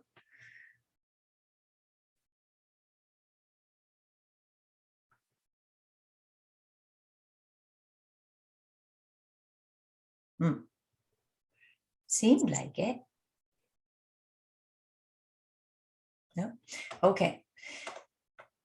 Last call for questions. Is anybody, we've covered so much here. This has been 2 hours and 15 minutes of a deep dive into different types of breast cancer, what breast cancer is, how it forms, what's most important in terms of treatment, ticking all those boxes and making sure that you've been diagnosed properly. Alex talks a few times today about PET CT. I go on and on about it. So if you've read any of my literature or watched any of my videos, you know all about it. But the short version is where CT scans just show whether there's a shape or a shadow. A PET CT can actually tell you whether that shape or shadow is cancer. Big difference between those two scans. Don't let anyone tell you they're the same or that a CT is good enough. And Alex was talking earlier also about, just in answer to somebody, he was talking about MRI versus PET CT. I wanted to just give people a general gist. If you're thinking about doing these things yourself, we can certainly help coordinate all of this stuff for you. But in terms of pricing, he mentioned an MRI is cheaper. As a rule, an MRI at one of our the private clinics that's local to us in British Columbia, for example, and this is fairly common pricing, it's about $600 for an MRI. A PET CT scan is about $2,000. So you can coordinate these. You can pay out of pocket for these. They usually take about a week to coordinate. So if it's something you'd like to have and your oncologist says no, you can still get one. Or if the oncologist says, yes, I'll order one for you, but it's going to be 18 months, you can take matters into your own hands, but there is a cost. So Mausa, go ahead and ask your question. And if anybody else has any more questions about anything else that's talked about, different types of breast cancer, genetic testing, treatment monitoring, let us know. And again, this meeting will end, but our presence in your world won't end. You can email me. You have all my contact. I think I've sent you probably 5 emails in anticipation of our get together today. So you know how to reach me, and I can answer any of the questions about how to access any of these things. Joanne is asking about liquid biopsy cost for monitoring. The first test is about $1,400 because there's a bit of, it has to actually be designed for your mutations. And then subsequent tests are about $1,000 or less, depending on which mutations we're monitoring for you. But in order to use a liquid biopsy test for monitoring, we have to know what mutations you have. It works by tracking those mutations and the percentage of those mutations in your blood. So we need to know, for example, is it BRCA1 or 2? Is it HER2? Is it PK3, as Alex was saying, or something else entirely? EGFR, what is it? And then we can use the liquid biopsy to track it. That would be really helpful for Adriana. Absolutely. If you're wanting to find out if any of these things are covered by your insurance, the best thing to do is give your insurance provider a call and just ask them first and foremost a very general question. What do you cover for cancer care for me? And what do you cover for cancer diagnostics? Depending on where you live and the quality of your insurance coverage, I will say the US is miles ahead of us with some of the stuff we've talked about today. If you're in the US, you may have already had genetic testing as a standard part of your treatment. You may have already had a number of PET CTs. Canada is behind in that regard. You can still get them. It's just you have to do some self-advocacy and some workarounds if you're in Canada. Call your insurance company and ask them generally, what do you cover for genetic testing for cancer and what do you cover for cancer treatment? A lot of times the answer might be, if your oncologist prescribes it, we cover up to this dollar value. And if that's the answer, circle back around to us, because then we'll present your oncologist with the right info so that they feel more comfortable prescribing these things, and we can get you hooked up. Okay, you're welcome. All right, I think that's it, Alex. Was there anything else you wanted to add today? Yeah, I noticed Mozzie had her hand up. Oh, I'm sorry. Hang on a sec. Yes, let me unmute you. Thanks, Alex, for catching that. You should be able to unmute yourself now. There we go. Excellent. I think I have one more. Just have a question about the aromatase inhibitors, anastrozole, letrozole, you mentioned as the non-steroidal aromatase inhibitors. Right. But what about the steroidal? Is it as effective? Because I have been on anastrozole to begin with, then letrozole, because I had such terrible Achilles tendonitis. The switch has helped, but I think like a large percentage of women that have muscle, joint and bone pain, I experience that. Would it be less on the exemestane? Exemestane, I would believe it's probably worse. Some of the doctors that I really respect are against using exemestane. They say it's just not a good thing for a lot of patients. I don't have a lot of experience with the aromatase inhibitors because it's not really a targeted therapy. It's a very general therapy of reducing estrogen, and it's kind of something we're not crazy about. You know, we like to see a targeted therapy be used where there's a possibility for it. I suspect that someday we're just not even going to be using these aromatase inhibitors. We're going to be targeting the proper things that need to be targeted, and I think fulvestrant will probably replace those at some point in time. So it's not there yet, but yeah, So after 2 years on the aromatase inhibitors, I really, my life is being greatly impacted, yet they say, you know, they want to see you on it for 5 years. Yeah. So if I was to do the DNA testing, the RNA expression, the tumor DNA sequencing, would that give more of an idea of what targeted therapy should be to prevent? Yeah. Yes.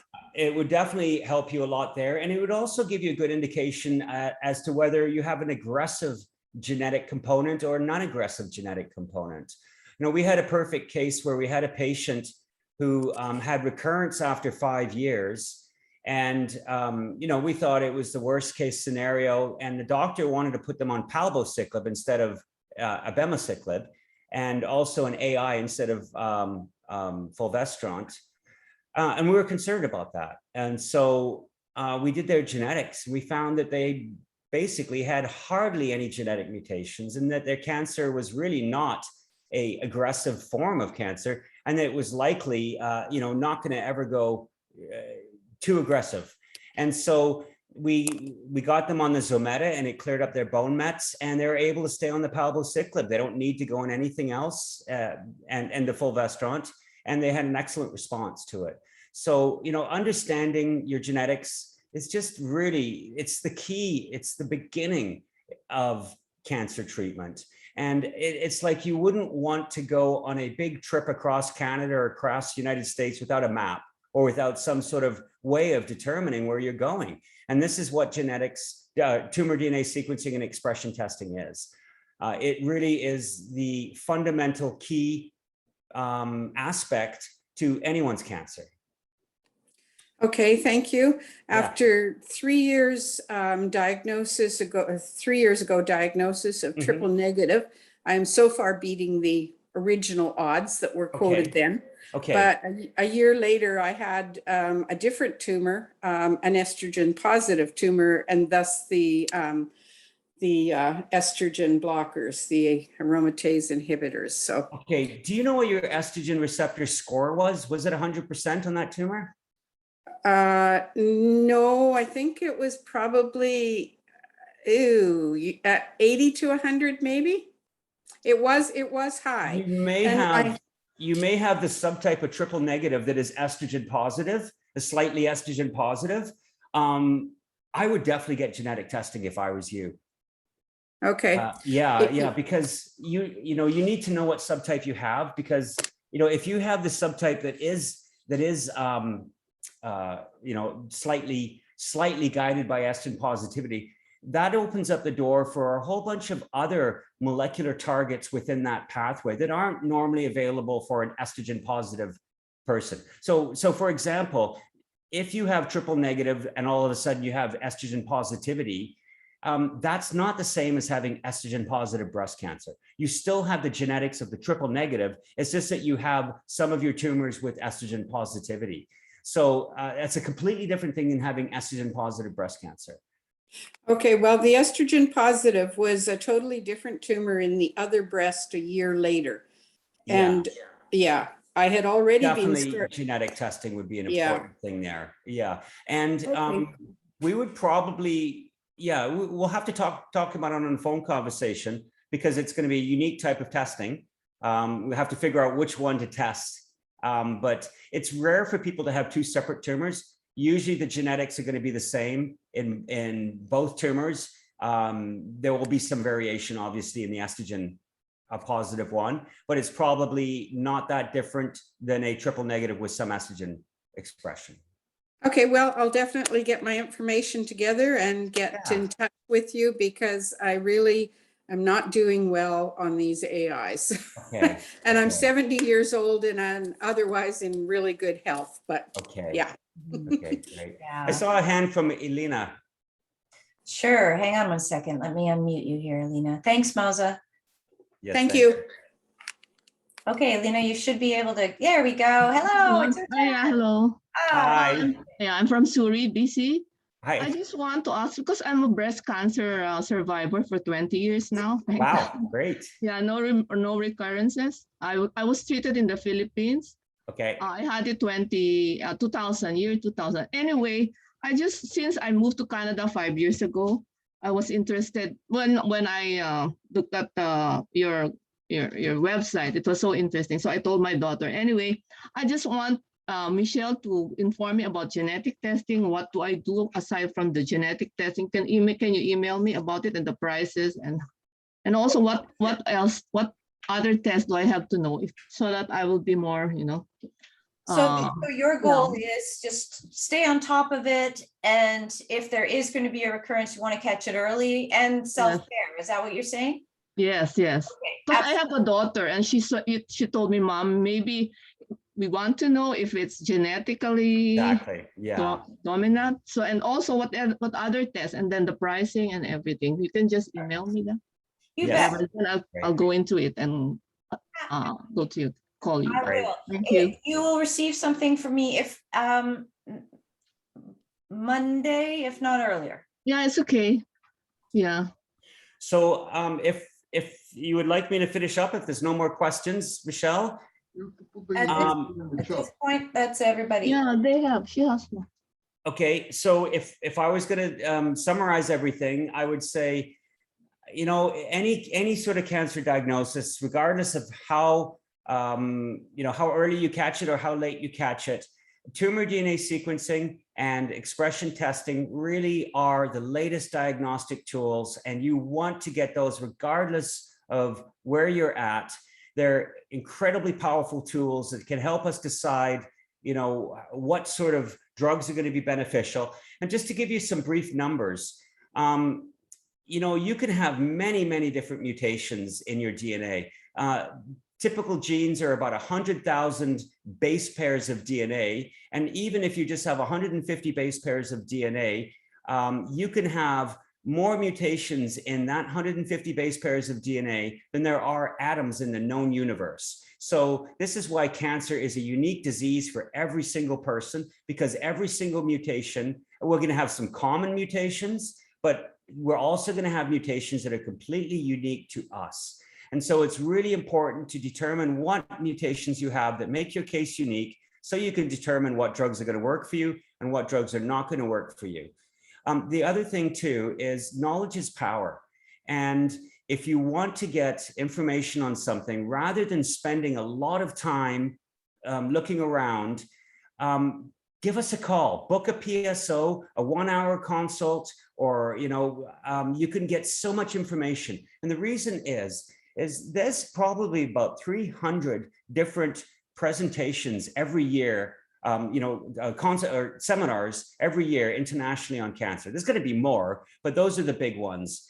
Out of those 300, some of them have a ton of information. So, for example, like the American papers. When you say the American Association of Clinical Oncologists, known as ASCO, that's one of the bigger ones. There's also EMSO, which is a European version of ASCO. The ASCO can sometimes have 7,000 or 8,000 different presentations, not presentations, but what they call abstracts. That means papers published in the ASCO. And when you go for a seminar, when a doctor goes for a seminar for upgrading and they say, oh, yes, I went to ASCO, they may go and see 20 or 30, or they may look at, maybe 10 or 15 different presentations over a 3-day period or 4-day period of time. But, if there's 7,000 or 8,000, you need somebody that's going to go through all of those all the time. And that is our job. Our job is to know what everybody is doing in the world. So we're unbiased. Our information, we're not committed to any one company or any one treatment or anything. Our job is to know what everybody in the world is doing and say, this is better for you, this is better for you, this is best for you, and this is best for you. And you can get a lot of that information just from a simple 1-hour consultation. So, don't struggle with something, give us a call. Mm-hmm. That really is the definition of precision oncology. It's like personalized cancer care, personalized to your genetics, not just you. Joanne, you had one last question here. Can DNA genetic testing still be done even though the surgery was 2018? Yes. Two answers to that. So first answer, when you have surgery and tissues taken from your body, It goes to the pathology lab at the hospital at which your procedure was done, and it stays there for decades. They hang on to it. So yes, it will be there. Now, at part 2 of that answer is sometimes the way your tumor was taken or stored, and this is a long story, so I'll keep it really short and can answer your questions another time. But sometimes the way that tissue was removed or treated or stored has allowed it to become somewhat degraded. So we certainly have tested tumor tissue for patients that was well over 10 years old and got excellent results. So the age isn't so much the factor, it's how well the sample was cared for before it was stored properly. Did it have time to degrade? That can mean that tests will be more or less effective. The only way to answer that question is to get your test going, and then the testing facility will say, this sample is great, we're going ahead, or there's a bit of a problem. And of course, we let you know that that's the case. And if that is the case, then as Alex has been mentioning, there is this blood-based option. As I was answering before about liquid biopsies, for monitoring, you have to know what genetic mutations you have, but there is a blood-based discovery test that looks at, how many does Guardant look at? Do you remember? Is it a couple hundred? Sorry, the Guardant? Yeah. So Guardant is still within the Guardant 360 somewhere just under 100. And the Foundation One liquid is about 315 now. So the Foundation One liquid is the one I would use. Okay, now. so that's actually called CDX now. They've changed the name. CDX liquid. There's CDX tumor tissue, and then there's CDX liquid. We can help you coordinate all of those things. Point is, if we would want to start with your tumor tissue stored, because you get a little more data from tumor tissue than you do certain things you can't quite get from blood. But there is a plan B is the point here. If plan A doesn't proceed, and it takes maybe about a week or two to run through that first part of the process where your tumor tissue is collected from the pathology lab, shipped for testing, and they do the first part of the process where they can assess whether the sample is high enough quality to use for testing. So it takes about 2 weeks to figure that out. And then depending on the testing facility, it's another 2 to 4 weeks for the completed test. So altogether, most genetic testing for diagnostics is about 4 to 6 weeks. Okay, you're so welcome. All right, folks, I'm going to go walk my dogs now. I'm sure you guys have things to do as well. I'm really grateful that you came today. Really, I hope you feel that you got lots out of it. I would really welcome it if you'd like to post in the chat your experience of today so that we have some feedback, or if you want to send me an email. With any questions that didn't get answered, any suggestions you have about anything you'd want to change about how we did this today, to make it just more engaging and help the knowledge to be more actionable for you. Anything you want to tell us, let us know. That's what we're here for. We are a private research and advocacy facility. As Alex mentioned, we're not affiliated with anyone else, so we can give you fully unbiased, just about what's best for you feedback, and that's what we will do. So thank you very much for joining us. And for those of you who asked questions, I hope you got your needs met there. And again, just reach out if you need anything. All right. Alex? Bye. Okay, bye everybody. Thanks again. Bye.